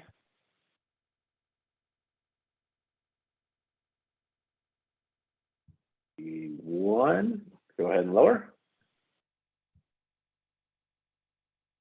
I'll lower for you. And all those abstaining, please raise your hand. Don't see any. Okay, so that passes. Now we need to talk about, I don't know off the top of my head when we're going to hear those other two proposals. So we need to make sure that we get a date on there on when we're going to hear this again with those other two. With that being said, we will take a quick break because we have been on here for almost 2 hours. I thought this one would be a quick one, being that we already discussed it, but being that it was an important one, I understand that it took a little bit longer there. So I'm going to only let us take an 8-minute break instead of 10, just for the sake of time, so we can get through this because we definitely have a lot of proposals. So you know the drill. Feel free to turn off your cameras, do what you need to do. When the timer hits 0, we'll start back up. So, Kevin and Courtney, can I ask a quick question? Sure. So in the IECC process, now that it's a consensus process, when we're in a situation like this, often we'll refer to a working group that will come to a consensus proposal. And that might be the most effective way to address this situation. So we could address the comments that have come up, whatever is from Taylor's that could be used, to meld with this. Maybe just go ahead and bring the site energy proposal in at the same time. They had been split so that they wouldn't rise and fall together, but maybe they need to rise and fall together, and can just bring those all together with the working group and then bring it back to the committee for final consideration. I'm not opposed to that. I don't know if Eric or Christy are on the line. That would require people volunteering their time to do that. So that is, if there's no takers on that, then everyone's volunteering their time to even be here right now. I think that's a good idea, a good approach we're talking about 3 proposals, not just even 2 that are all very much related. So I would be open to doing that, seeing maybe a straw poll to see if there's any takers or people willing to do that. In terms of the amount of time that it would take, I think someone could spend just as much time in a working group as they would spend in the committee discussing it again. Okay, we'll bring that up here at the end of the meeting if anybody wants to create a little kind of subcommittee to work on those, to bring them back. Not necessarily to make changes on things that have already been approved, but before they come back to the committee. All right, then I'll be back.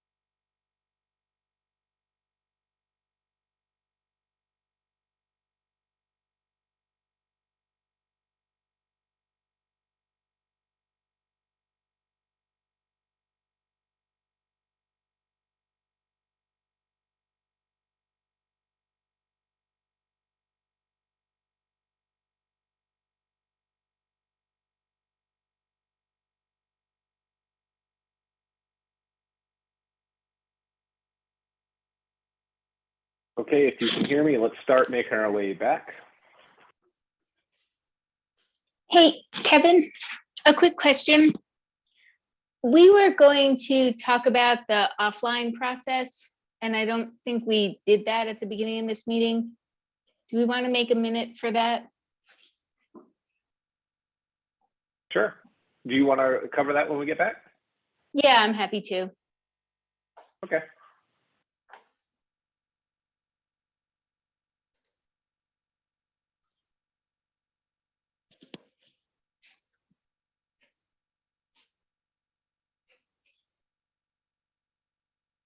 All right, welcome back, everybody. We do want to get started here. So before we get back to the agenda, oh, what happened to my screen?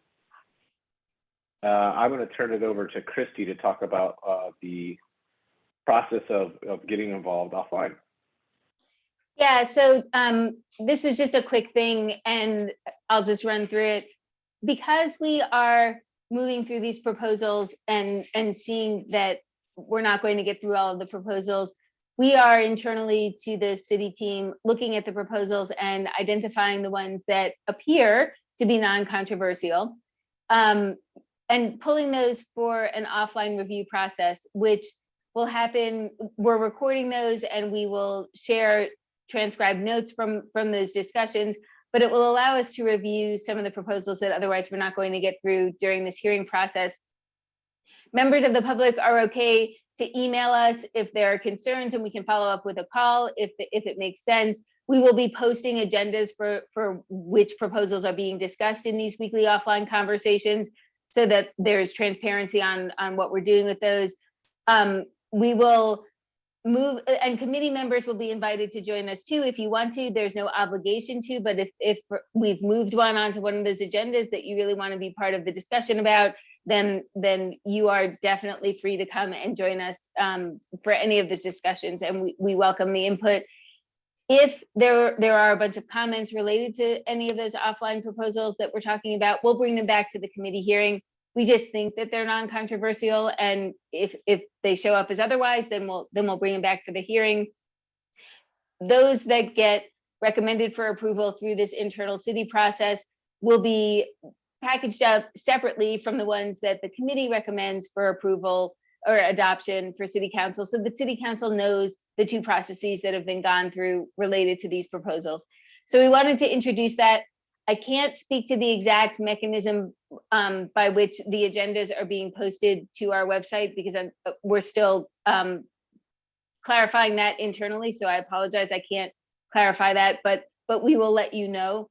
Those are typically happening on Tuesdays, and we can send out invites to anybody who wants to join those. They're typically happening on Tuesdays from 11 to 1. And we're kind of going every week, but some of those are for Denver Green Code and most will be for IECC and Denver Green Code Energy. And then separate but related, on the public proposals, we are going through the public proposals and just making sure we're vetting to make sure that they're in alignment with the pieces that they need to be paying attention to relative to achieving 2030 goals and working with the existing building performance ordinance and working with our other provisions.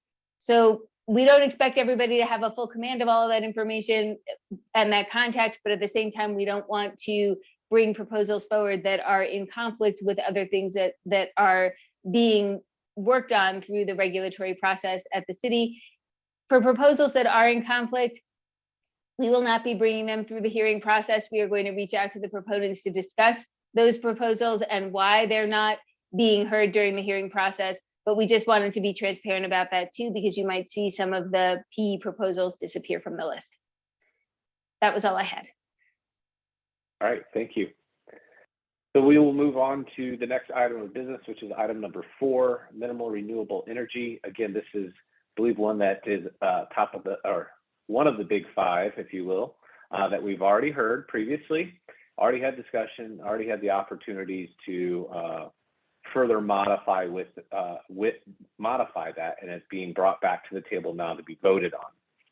So with that, Sean, go ahead and give us an introduction while I pull it up. This proposal is essentially the same as you saw before, except for the main difference is we have an edited definition for all electric. It was all electric building. It is now all electric property. Instead of looking at combustion equipment, it uses the term combustion, which is defined in the IMC. This is meant to just offer greater clarity about what we're talking about when we have these exceptions or different ways of treating all electric buildings. It does use property just to make it clear, even though the old definition did mention the site, that we are talking about the entire site for this. And the prohibition is for all combustion, not just fuel gas combustion, and a prohibition for any of the plumbing for fuel gas or fuel oil within the building or site. So these are just modifications to respond to the discussions that the committee has had about how to deal with all electric buildings. Otherwise, it is essentially the same. And we'll just let the public ask their questions and you guys can go about your discussion. Thanks, Sean. All right, general public, anybody that wants to speak in support of this, please raise your hand. Anybody from the general public that wants to speak in support of this proposal, please raise your hand. Third and final call, anybody from the general public that wants to speak in support?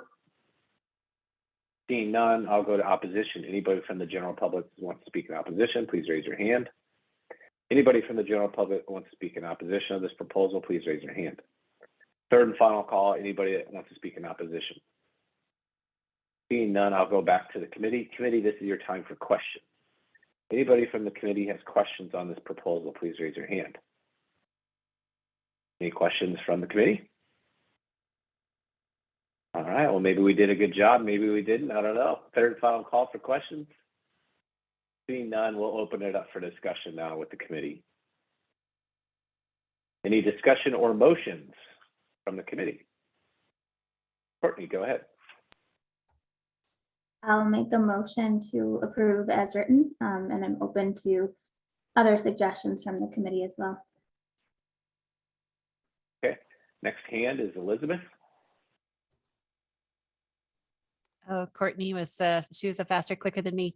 I may have missed the window here, but I was going to move to approve with the intent to modify, and then I had some modification suggestions, but I forget how the rules work here, Kevin. Sure. So since there's a motion, the motion's there unless Courtney wants to withdraw it, but you can have discussion with her and she can make a change to her motion or withdraw her motion based on your feedback. I'd love to hear your suggestions, Elizabeth. Yeah, should I go now or do we want to talk about it some more? No, you're the only hand up right now, so feel free to look talk at that. about it. All right. Yeah, I feel like Denver's really ready for this, but I'd like to suggest a couple of modifications just to make it easier for everyone to implement and simpler for us to design and make it all happen. The first part that I'd like to, I don't know if we need to modify it or strike it, but let's see. Sorry, I just lost my place. Oh, okay. In C103.2, section, I guess 14 and 15. And I think this has to do with what we include as part of the construction documents. Just as someone who's involved in the permitting process, I want to clarify by what we're defining as construction documents, if that is the set that's, say, going in for permit, or, if we're saying construction documents, like this is what we're building, or what is part of the permitting process. And maybe that's semantics, building folks, you can define that better for me. But I will say that it's going to be extremely difficult for us to get those actual contracts arranged when we are submitting for permit.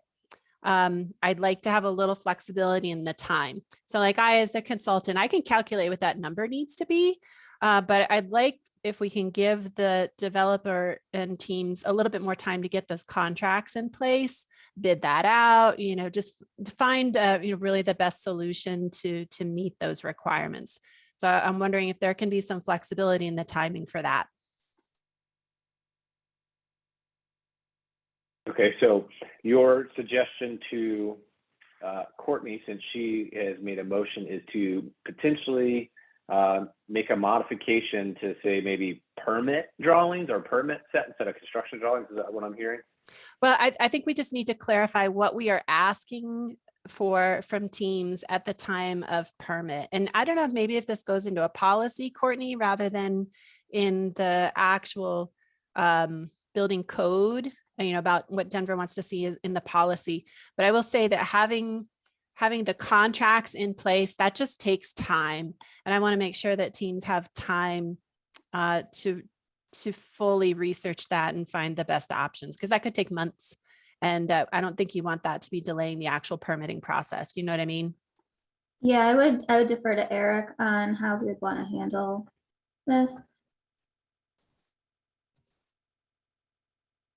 Like, yeah, go ahead, the Eric. The term construction documents, I think, has some pretty consistent understanding across the industry. To be specific that, you know, we're not talking about anything at an earlier stage of design development. So I wouldn't necessarily think we'd want to change the term construction document to something else, but then when it comes to the timing, I think that can be open for discussion. Do you have a specific proposal in terms of the timing? Well, what I would suggest, and I guess this sort of happens to some extent when we're trying to size solar systems, is we may not have that fully designed because it is probably a deferred submittal, the actual solar array, for example. But like if I'm submitting an energy code compliance report to you guys, I'll have that system size. Like it's got to meet, you know, this many kilowatt hours per year, right? That system has to meet that. But then they're probably going to put that out to bid to a couple different solar providers and get that, you know, fully designed. And I would expect that we'll need the same consideration when we're trying to find a power purchase agreement or, you know, whatever that offsite solar is, that we probably won't have that in place by the time we're submitting for permit. And maybe this is just something that gets worked out in policy. But to think about that actual process and what you all need to see at that time of permit. Yeah, Elizabeth, I think that very well could be the case with respect to this living in policy, because we wouldn't get into things as specific as, or at least typically, although this is a different kind of scenario in this proposal. Usually the, you know, PPA you know, documents wouldn't be considered construction drawings. So it's a bit of a tangent or something that runs in parallel. I hear exactly what you're saying. In other amendments, we had considered requiring some of this information at a later time in the process, whether that was during the inspection process or even in terms of the CO or permit final process. So I would be open to considering those if it's something that we felt like needed to be in the code language itself, or we could just clarify that within policy, which actually would be quite a bit easier. Yeah, I think policy would do the trick. I just wanted to make sure that that was really the intent there, because I think that's definitely achievable. But you know, having it under contract 2 years before it actually gets built might be hard. Okay, and I have a simple solution might just be to move it to C 103.6.2 compliance documentation.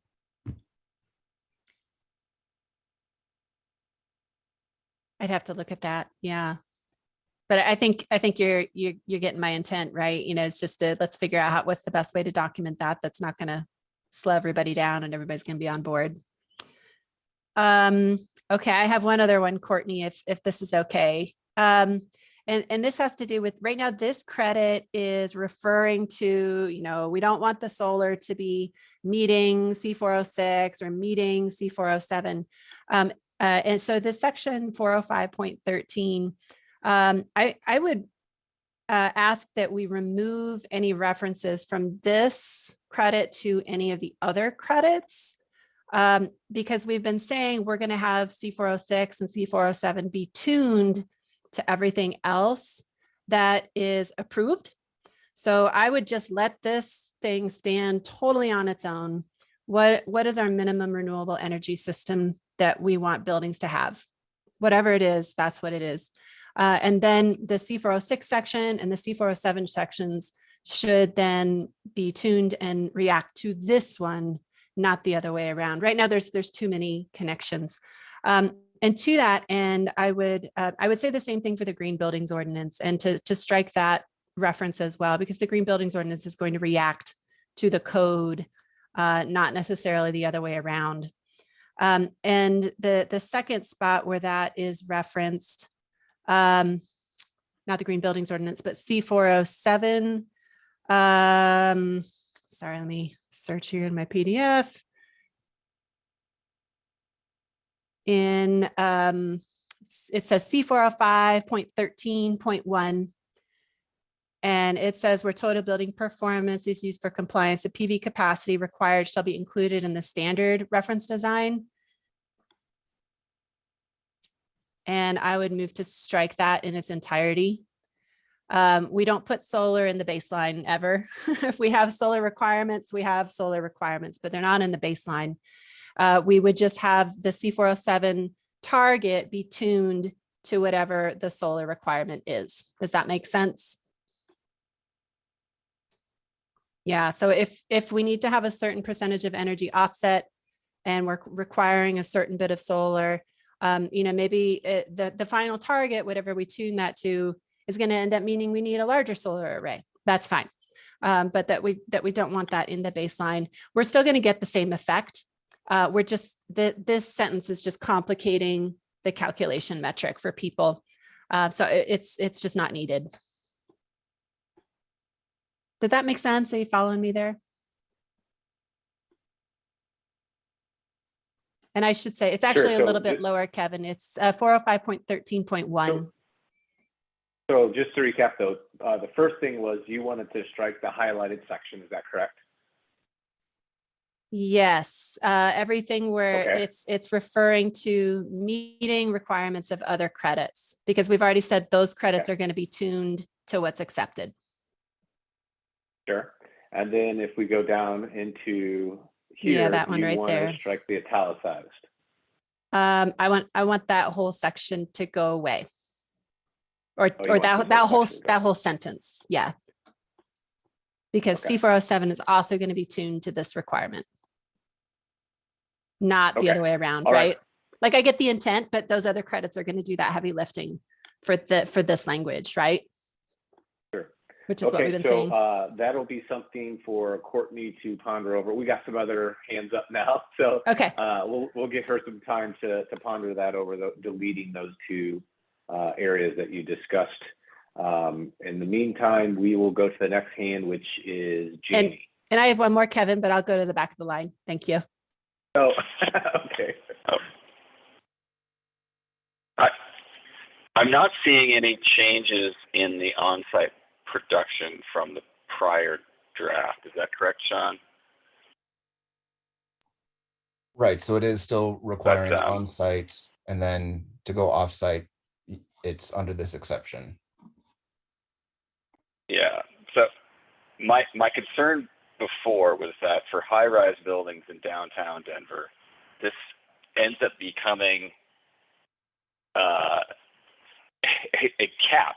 Essentially, you've changed the FAR allowable for some buildings, that they will not be allowed to build to their full height because they're going to need to provide a certain amount of on-site solar if they can't figure out the off-site part. And so it ends up being a land use policy masquerading as an energy policy. And I just find that a bizarre and wrong-headed thing to do.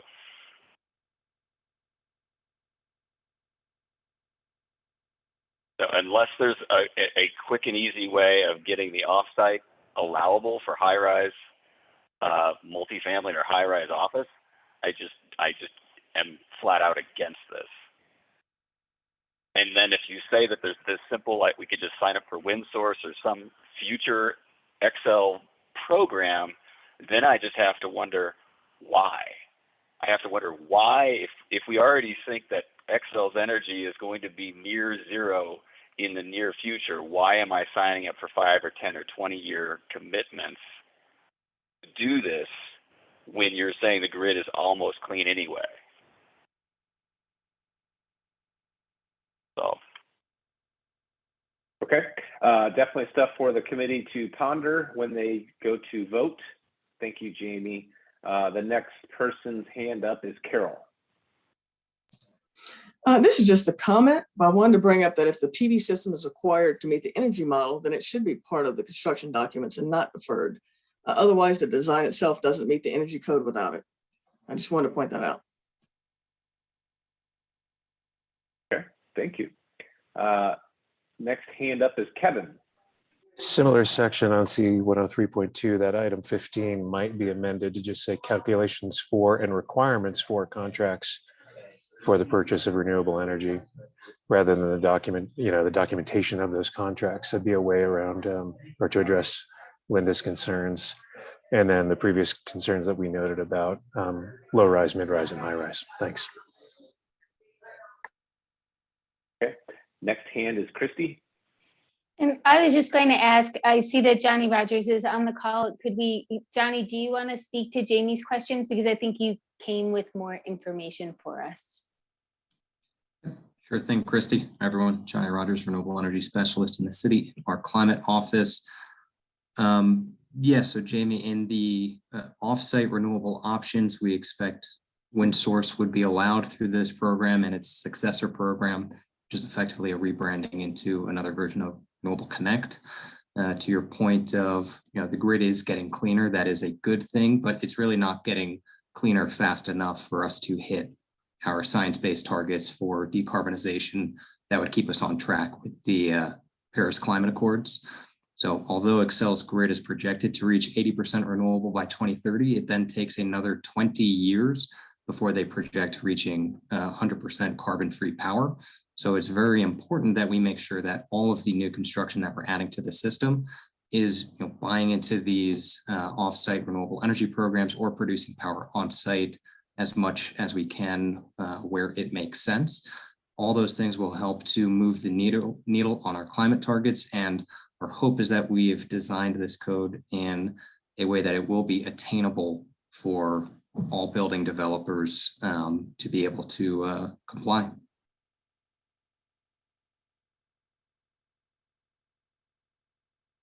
Are you adding capacity that you wouldn't otherwise be required to? Otherwise, it's just gerrymandered boundaries saying that I'm giving that renewable rec to this building and attributing it that way. All right, so Excel has guidelines from the state in terms of the amount of renewable power that they need to be retiring on behalf of customers from their retail sales to comply with the state statutory requirements. So if Denver buildings or other customers say, we're going to claim power on the system, through wind source or through another offsite renewable program to serve the needs of our residents and businesses, then that effectively makes the remaining power that Excel has, and we're taking renewables out of what they can claim, and they need to effectively go out and replace that. So as there is more and more demand for renewables, there will be more and more pressure on Excel to go out and procure those additional resources so that, as participation in these voluntary subscription programs increase, what's left to Excel has a higher and higher fossil energy content, which they then need to balance with additional renewables. So that's how it drives continued additive capacity.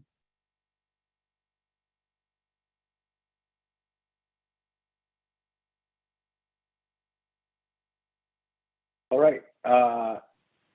Jamie, your hand's still up. I didn't know if you had any other commentary there. Nope. Okay. So there is a motion on the table. Oh, Elizabeth, go ahead. Sorry, I'm back. I know you mentioned, I think in our first review of this, that the on-site and off-site were correlated to some of the Denver requirements and things like that. I skimmed through here and I may have missed it, but is there some way to accommodate like using the offsite to meet what cannot be met by on-site? So like if I get, and I think maybe that's what the intent here is, the 405.13, where it's where the building's on-site renewable provides less than 100%. Oh no, that's not it. So let's say that, like for example, if I use, if I've got a mid-rise apartment, because that's our first one, I've got 100,000 square foot apartment building. If I do that math and I have to provide 2 kilowatt hours per square foot per year, I need a 142 kilowatt system. Let's say I can only fit 60. So can we then use offsite to meet the remainder? And is there a metric for that?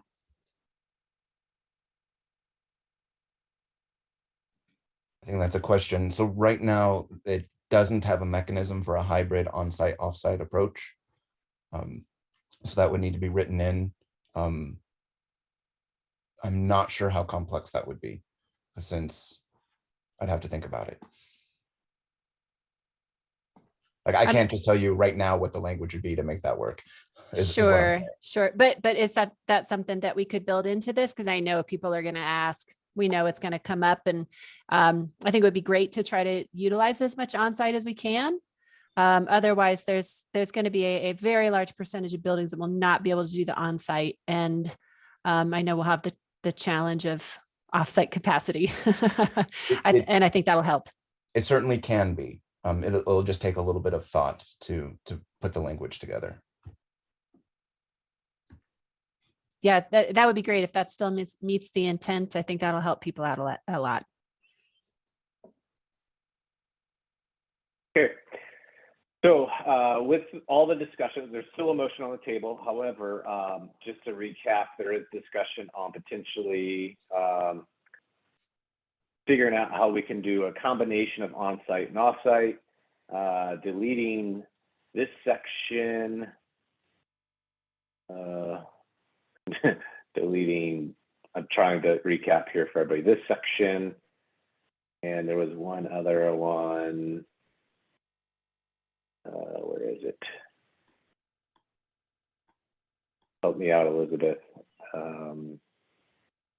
Was there instead of documentation of, instead of the documentation of contracts, just to give Denver folks some flexibility, like to address Carol's comment, like when we don't have the system fully designed, we've still got everything there. We've got the infrastructure, we've got the kilowatt hours per year, we've got the roof area. I just don't have somebody I'm actually buying it from yet, but everything's there.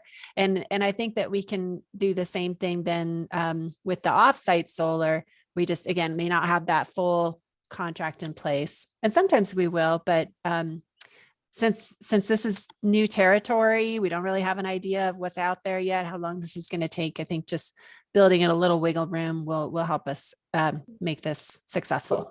But wouldn't that cause a little problem whenever it's submitted? We can't say that it meets the IECC then at that point, if it's not submitted. So it would be on hold until we received it. Yeah, it becomes like I don't know, like the permit's coming and it may follow within. And I'm then not part of that process, but there are times when I have to submit, here's the intent of the design, and the design's coming. I'm not sure how you guys manage that, but it's that'll probably be a big question for going forward, because it is challenging. And part of that is, it's like if I'm the energy modeler, everybody's pushing towards this goal of getting everything on paper. And sometimes we don't have that information until even days, we're still fine tuning the model. So it is it's a bit of a chicken and an egg scenario. It will cause your plans to be on hold though, is what I'm saying, until we receive that. Because technically if it's required per code, which it will be under the IECC, we cannot prove your electrical plans without it. I think maybe there's something that needs to be written for policy about how to work that out for on-site and off-site. I don't know what the answer is there, but there will be a challenge for projects. Okay. We did discuss that that was to potentially be clarified with policy on that. So Chuck, you're up next. Yeah, I'm commenting regarding the deletion of C405.13.1, the total building performance. Elizabeth mentioned that C407 would be calibrated based on this requirement of renewable energy on site. And I guess while we have Sean on the line, I'm curious, is C407, the Appendix G path, currently calibrated for this renewable energy required for this section? Because Appendix G does allow you to delete or subtract the energy from on-site renewable from the proposed building. So, yeah, we would just need to put a statement in the new C407 that says, that reacts to do what Elizabeth was saying, that says any renewable energy used to meet this requirement shall not be used within the modeling. And I would disagree with that, Sean. I mean, that's probably a question for when we do C407, but if we're offsetting energy, we're offsetting energy. And if I've got to offset process loads, I've got to have solar to do it. So let's save that conversation until we're tuning C407, but no, I'm going to disagree. Yeah, I guess it could go two ways. One, you say you don't get to use this. The other is you have to actually change the targets. Right.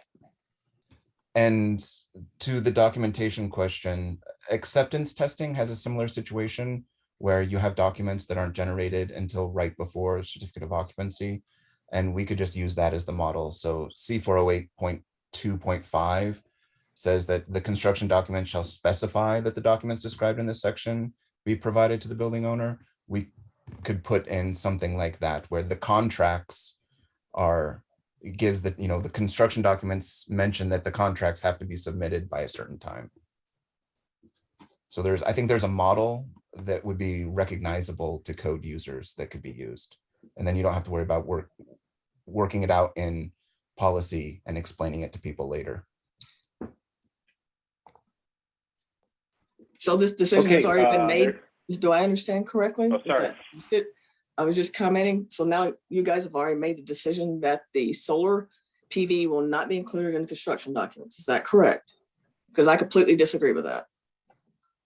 No, I was just talking about documenting off-site renewables. All on-site renewables would need to be part of the construction documents. That's totally fine. That makes sense. And just to clarify, there is right now the motion is to approve as written. So I'm just giving everybody the opportunity to weigh in on anything else. I know Courtney made the motion. Does anybody want to weigh in on the pending changes that are highlighted? So if Courtney wanted to make a modification or remove her motion, she can. Anybody else want to weigh in on those? Whether they want to add, delete the things that were discussed. Courtney, go ahead. I apologize. My internet shut off, so I have not been able to participate in this conversation. So for that reason, I think it makes sense for me to withdraw my motion, and then assuming Elizabeth or someone would then make a motion with the modifications on the screen. Okay, so the motion is withdrawn. Does anybody want to make a motion?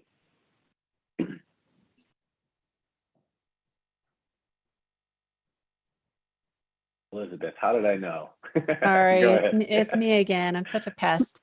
No, it's great. You're the one that wanted to propose these changes. So here we go.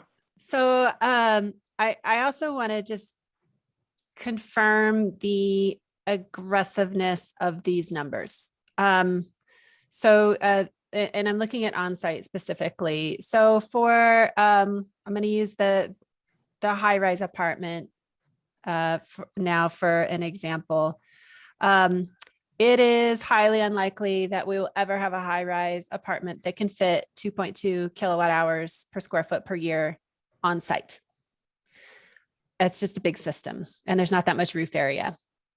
Are you really sure about these numbers? And do these need to be reevaluated with what can actually fit on site?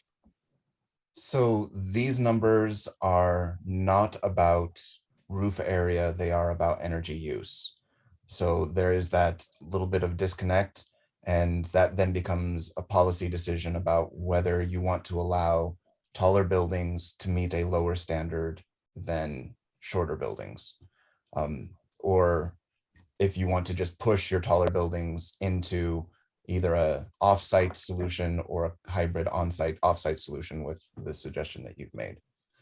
These are based on what the IECC, so they're based on the targets of the Denver Energy Code. So being 20% of the targets, using the conversion that the IECC uses for renewables to, renewable production to energy use. When you say targets, are you talking about EUI targets or some other target? The performance targets. So in what metric though? In percent improvements over. So the IECC has a way of making a connection between renewable energy production and building square footage. And so this uses that correlation and makes the percentage improvement instead of just saying, this EUI for this building type, X percentage of it. Just because there are other factors that go into what a renewable energy system actually produces. I will warn everybody, people will look at this and they'll do the math. And I look at high-rise apartment again, because now we're talking about tall, skinny building. That won't fit. So I don't know that we should be requiring or even stating an on-site renewable system that is larger than that roof could possibly be. Do you know what I'm saying? Mm-hmm.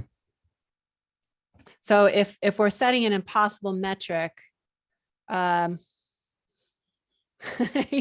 can't. So 2.2 kilowatt hours per square foot is going to take up about 25,000 square feet.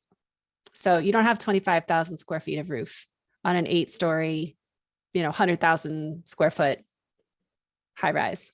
It's just the math doesn't work. So if we're requiring these numbers for on-site, and I know that we've got or 20% of the annual energy use is calculated by C407, but these are big numbers. So like Boulder requires 5%. So we're asking for 4 times greater than what Boulder requires. Just so everyone knows that. That's pretty intense. So maybe consider that in your vote. Or propose another modification. Just throw that out there. Okay. Yeah. Right now there's no motions yet. So Chuck, you're up next.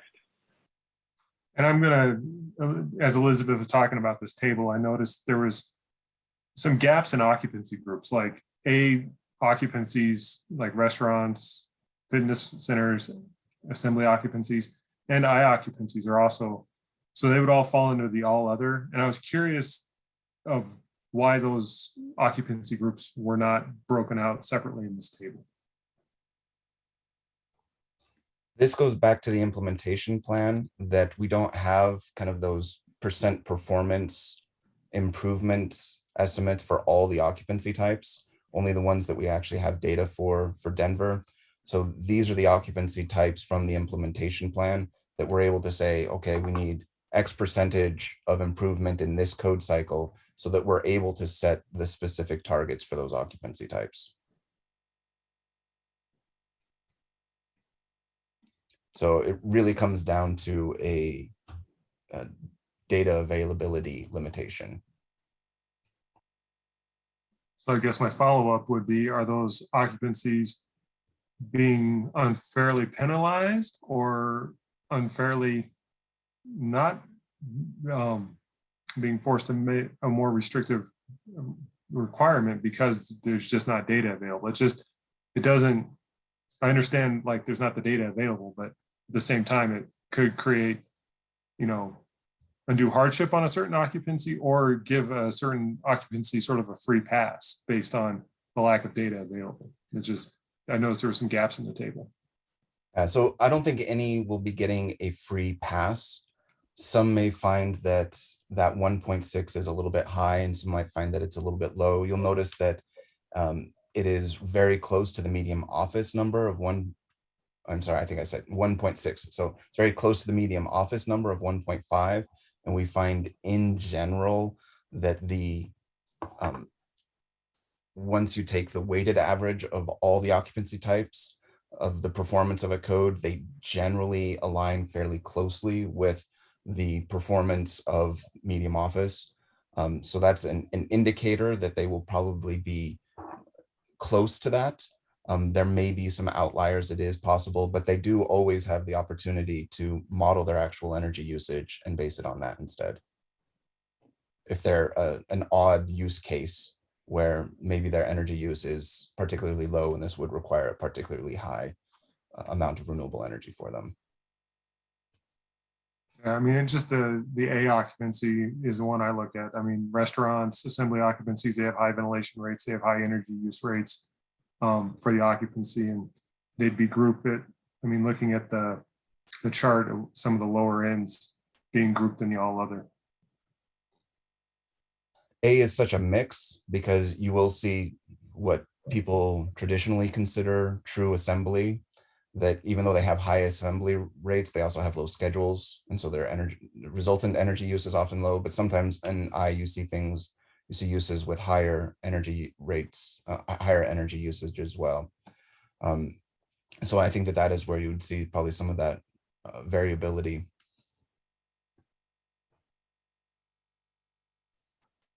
Thank you. Okay, next up, still no motions on the table, but subject matter expert John wanted to weigh in. Yes, fine. Thanks. Just a clarifying point, and this probably won't end the discussion on it, but I believe this 20% requirement is designed obviously to take a big dent out of the electricity needs of the building, the energy use, and then obviously it's not a one-size-fits-all approach. I realize that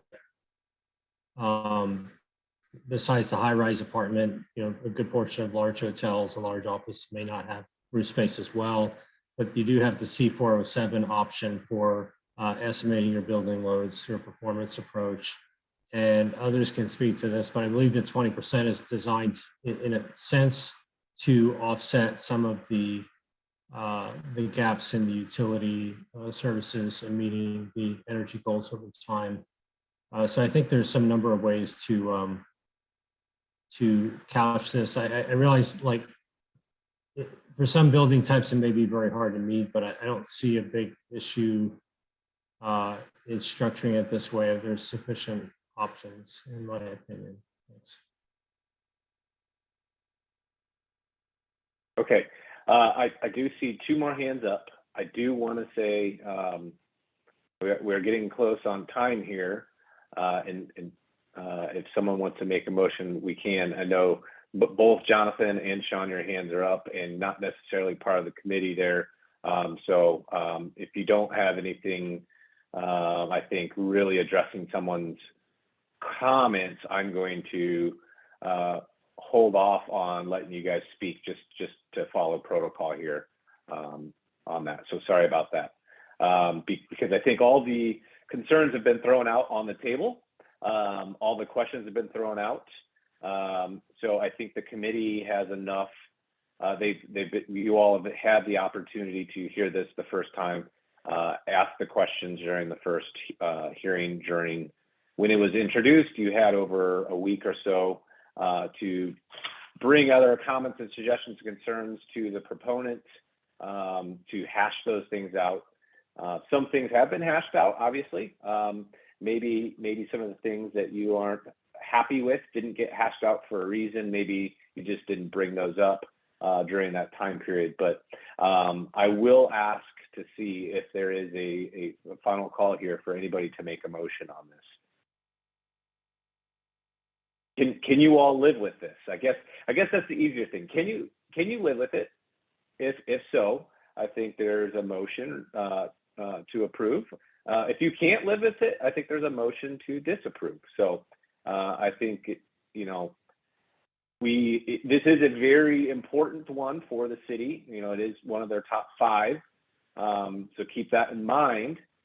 But if you think that you can live with it, but you might just need to make some slight modification, let's do that.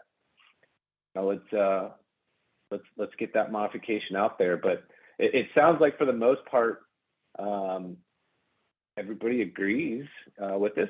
With you know, some other people maybe not agreeing with it all. But let's hear what you have to say. Courtney, you're up first.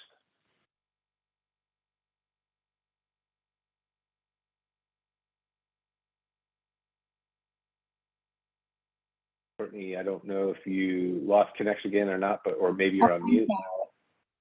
I'm sorry, I lowered my hand, not unmuted. I'll make a motion with the intent to modify with the combination of on-site and off-site solar to be added. Okay. I'm just going to make a note. Okay, so there's a motion. Elizabeth, you're up next. Yeah, this may be still a point of discussion, and I know we've only got a few minutes left, but the 20%, that's going from no solar requirement to a 20% energy offset requirement. That is a huge cost jump for our industry and community. It's big. And I know we've got Denver goals here, but one of my major concerns here is, are we going to destroy construction in Denver? Is it going to become so expensive and so challenging to build in Denver that people are going to go build in Aurora where they don't have to do solar? So I know we've got these goals, but this is a really big cost number to it. And it doesn't look great that our on-site requirement isn't going to physically fit on the building descriptions that we have given here. So I don't know, you guys, this just might be too far. I mean, if we revise this to be half of what it is, which would be 10% offset, it's still twice as aggressive as what we have to do in Boulder. And I'll tell you, it's sometimes hard to fit the on-site in Boulder. Like we have, and they don't have an option to put it somewhere else. I'm already having to put it on adjacent buildings. 5% in Boulder is hard. 20% would be very, very hard. It won't fit on most buildings, even our most efficient buildings. So just knowing how aggressive it already is just to get the 5%, it's hard. Asking twice as much is still, there's still going to be pushback. 20%, I really worry that it's just going to shut it down. I'm worried. Kevin, you're up next. Yeah, procedural question. Is it possible to modify that as a friendly amendment within the 20%? I'm speaking of within the motion that's already presented, or is it possible to put reconsideration of this chart that's on screen presently as a condition of the approval? So a lot of work has been done to get it really close. And I think our sticking points are some logistics and then this table that defines the percentages.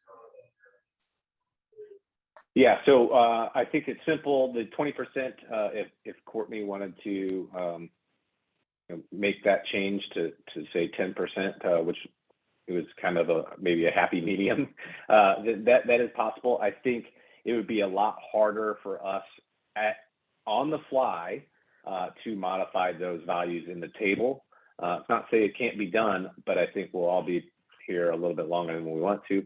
And I don't think those numbers, being that those are so specific that kind of a subcommittee could make those modifications. Since those are so specific, the entire committee would have to vote on those again, in my opinion. It's not to say it can't be done, but that's my opinion. No, understood. That's procedurally really messy. Let's not pursue that. Right. Okay. Next up, we have Christy.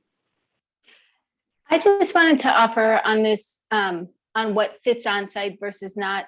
I'd like to suggest that we divorce ourselves from the number that fits on a roof. And so similar to what we do with the Green Buildings Ordinance, the Green Buildings Ordinance has requirements for green space and for photovoltaics that are theoretical numbers. Whether or not it works for a building on site, as long as it's achievable, that is the benefit that we're trying to get to for the community. And that's what this is talking to also. So as long as we have the hybrid, from my perspective, as long as we have the ability to go hybrid and to get as much on site as possible and then do the rest off site, that contributes towards making our grid renewably sourced in the manner that aligns with the goals that have been set in response to what the community has asked us to pursue. So it might be a change in terminology that's needed, or something that would make that more clear, so that there isn't a negative recoiling response to the fact that on-site can't fit on these buildings. So what were the crazy people on the committee thinking? But to achieve the intent, we might want to just look at it through that lens.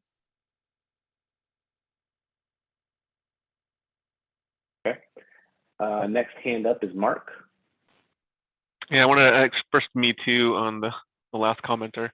But I also wanted to maybe point from this table, maybe looking at one of the DOE proposals to the International Energy Conservation Code on the same subject. These numbers are far greater, 2x from what the DOE proposal was. And there's some limitations there on what floor space is actually counted. And so I'd like some more maybe tweaking of this table. The thing I imagine is just that you'll have just more offsite. They'll just push it off from being local. And we'll be in the same point where we're still just paying for distribution. Okay, next up is Elizabeth. No, it's me again. I just wanted to iterate the cost of this. This might be the largest dollar of cost to development of any of our amendments, just across the board. And again, what that can potentially do to the construction industry, which is a little worrisome because, you know, that's my livelihood. That if it becomes too expensive, is that what Denver wants, is to just, you know, have people say it's not worth building here anymore. All right, next up is Courtney.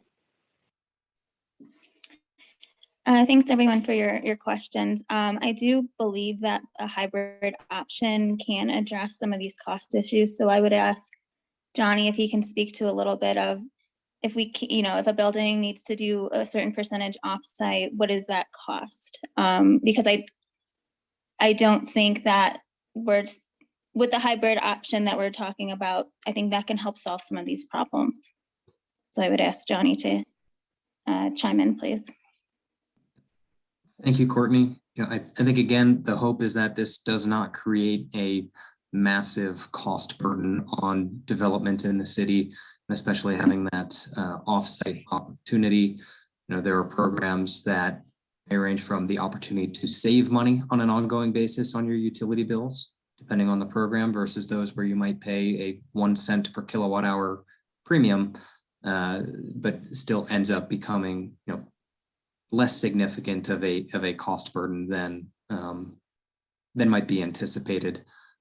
Additionally, the hope with a lot of on-site is that it does lower your ongoing operating costs and can pay for itself in some cases within a few years. Other times it might be up to a 10 or a 12-year payback. So I think the entire intent here is optionality to help mitigate those costs and come up with the approach that is going to make the most economic sense for any building in Denver.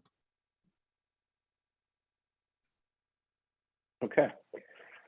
So there is a motion on the table to approve with the modification of making a equation or a metric for a combination of on-site and off-site. I'll ask, is there a second? I'll second. Okay, there was a second. All right, I will call a vote. So what you're voting on is to approve this proposal with the modification of adding the equation to be able to do on-site and off-site renewable on there.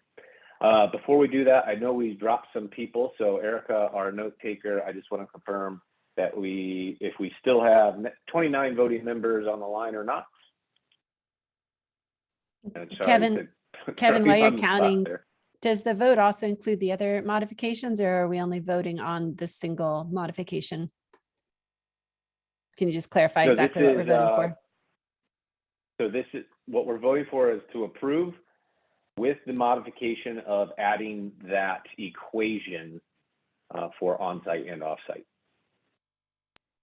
So does that not include like the other things that I suggested, like with C406 and C407, or do we already include those? Correct. That there was no motion to get rid of those other items. There was just discussion there. So again, are we only approving to add that single sentence, or are we approving the whole thing with that single sentence? Approving the whole thing with that single sentence. That was the way the motion was brought up. It was to approve with the modification of adding that equation. I'm not sure, Courtney, was that the intent? Are we not also including all these other things? I thought we had. Can we clarify? That was not the motion, but I'm open to a friendly amendment there.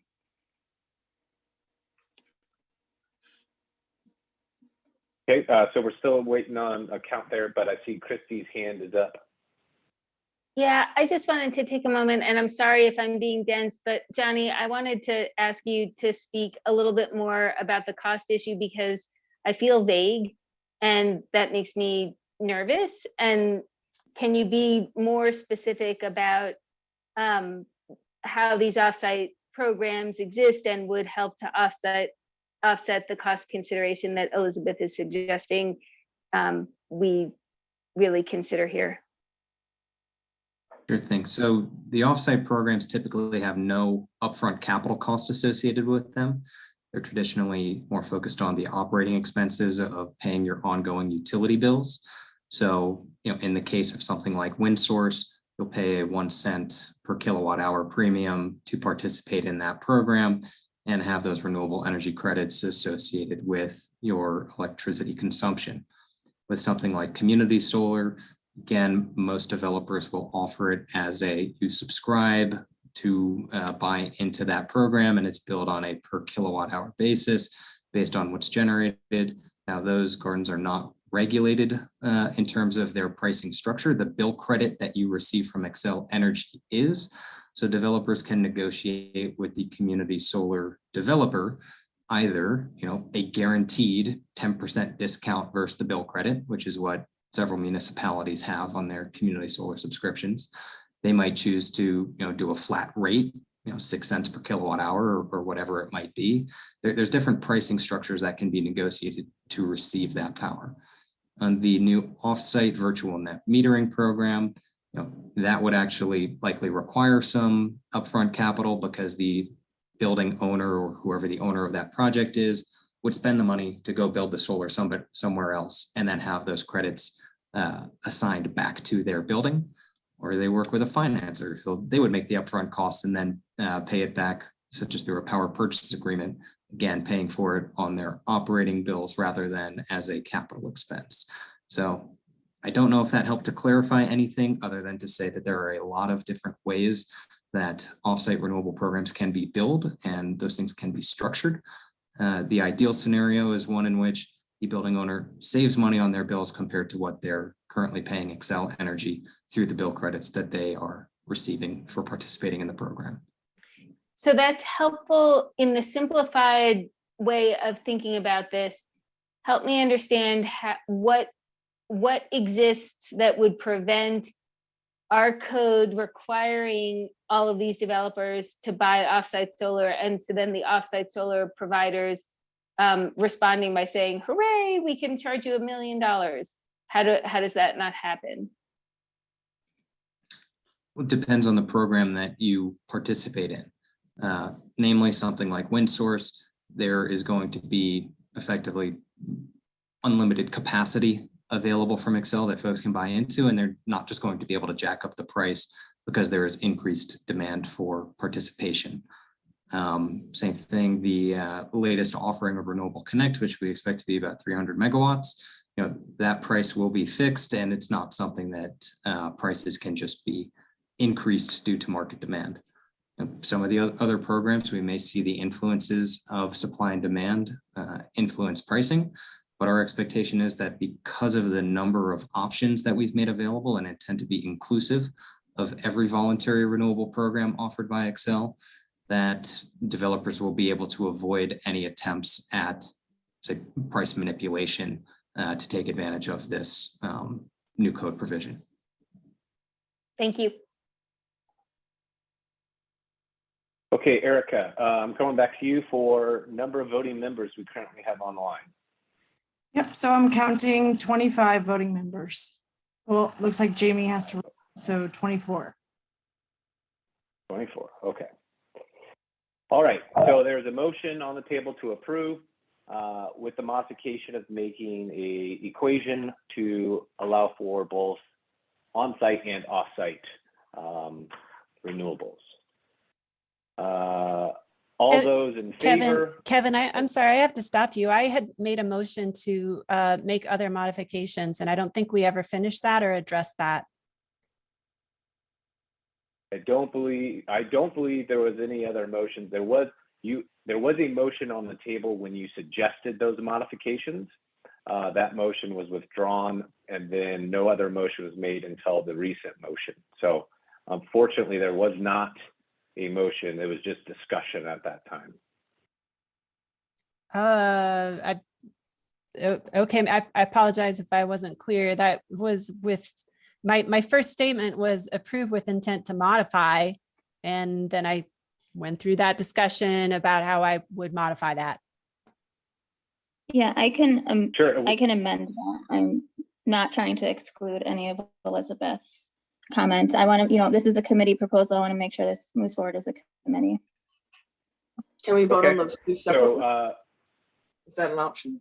sure, we can do that. We can separate those out. So let's do that. So Courtney and Carol, since you're the two people that had made the motion and the second, let's see if we can work with Elizabeth here to get her modifications within your proposal or your motion in there and see if that's okay. So Elizabeth, why don't you go ahead and restate those so that both Courtney and Carol, who are the can agree with those or not. Yeah, I'd like to remove any references to C404, C406, and C407. And the Green Buildings Ordinance. Because all of those are going to be reacting to the code and this section. Okay, so we'll start with, I'm just going to do that real quick. I'm not that saying that they're there, okay? And then the other items, I'm assuming you still wanted to do this one as well? Yep. Delete this section. Mm-hmm. Okay. And I'm just going to go forward, and I don't love that we're doing this on site that is so that doesn't physically fit on buildings, and I'd like to recommend that we change that to 10% and change the on site to requirements in half. Okay, so and maybe those Courtney need to be and separate Carol, motions. Sorry, Kevin. Sure. So Courtney and Carol, are you okay with those changes at this time, or should we separate those out? I don't agree with them. I agree with Carol. Okay. So what I'll have to do, and we can go back to the note taker to verify, but because I've been wrong. I've definitely been wrong in the past, but I don't believe there was a motion available for you to make to amend this when you were discussing that. So we can go back and look if we need to. But so right now, let me, for the sake of maybe trying to get some of these into the current motion, let me ask Courtney and Carol, are you okay with deleting the highlighted section right here? No, I am not. Okay. Let me ask about deleting the section of 405.13.1. Definitely not. Okay. And then reducing this 20% to 10%. Not if there's a hybrid option. I don't think it should be reduced. Yeah. Okay. All right. So Elizabeth, I'm sorry. And if I did make that mistake, I apologize.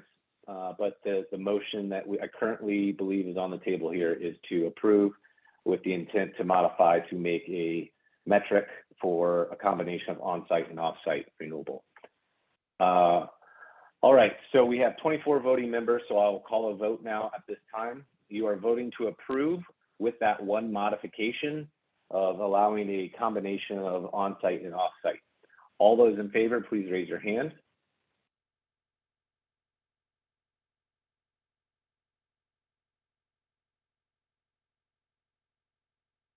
Okay, I have 4. Go ahead and lower your hands. All those opposed, please raise your hand.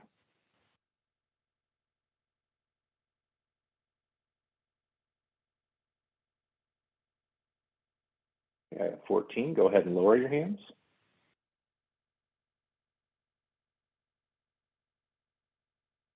And Mark, I'm going to lower yours. All those abstaining, please raise your hand.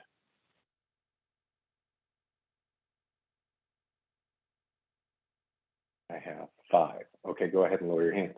So the motion does not pass. So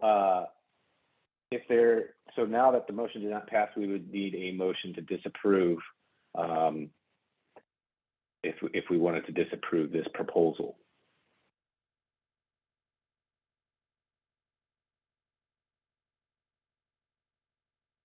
Well, Kevin, go ahead. Yeah, I move that we disapprove the proposal as presented for reconsideration. Okay, Kevin, there's 2 things there. Motion to disapprove and to reconsider. Is that what I'm hearing? Correct. Okay, so let me just get a little bit of clarification there. Would you like to reconsider this with some work in the future with like a subcommittee? Is that what I'm hearing? That's correct. Okay. Does anybody else have any want to second that or have any other comments? Christy? I would second that. Okay. Right. So there is a motion to revisit this at a later time after some modifications have been done at this, rehear this, but it's to disapprove currently and to rehear it in a different format. All those in favor, please raise your hand.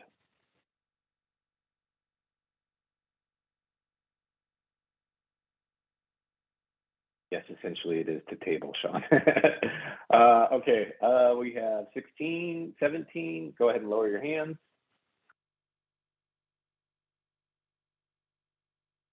All those opposed, please raise your hand. 0. All those abstaining, please raise your hand.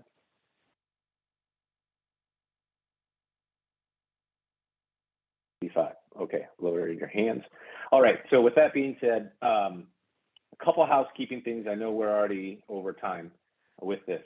So I would like to ask if someone, who all would like to be part of revamping this, if you will, please raise your hand so we can have a subcommittee so that we don't have a large amount of discussion next time, and maybe we can pass something. I think it's great that you all are willing to work and try to get this moved somewhere else on there. So all those that want to help revamp this, please raise your hand.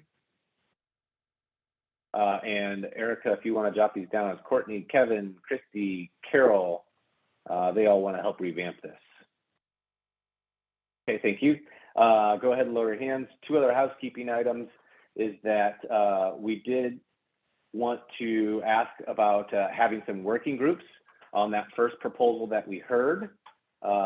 You know that we're going to hear this number 18 item, calibrated appendix G, that there was going to be, we were going to hear that with the 3 other proposals or 2 other proposals. So we want to see who all wants to be part of that working group to make sure that those 3 are concise and go along with each other. So again, we don't have to go through a whole meeting discussing it, that we can get it presented to the group a little bit more succinctly.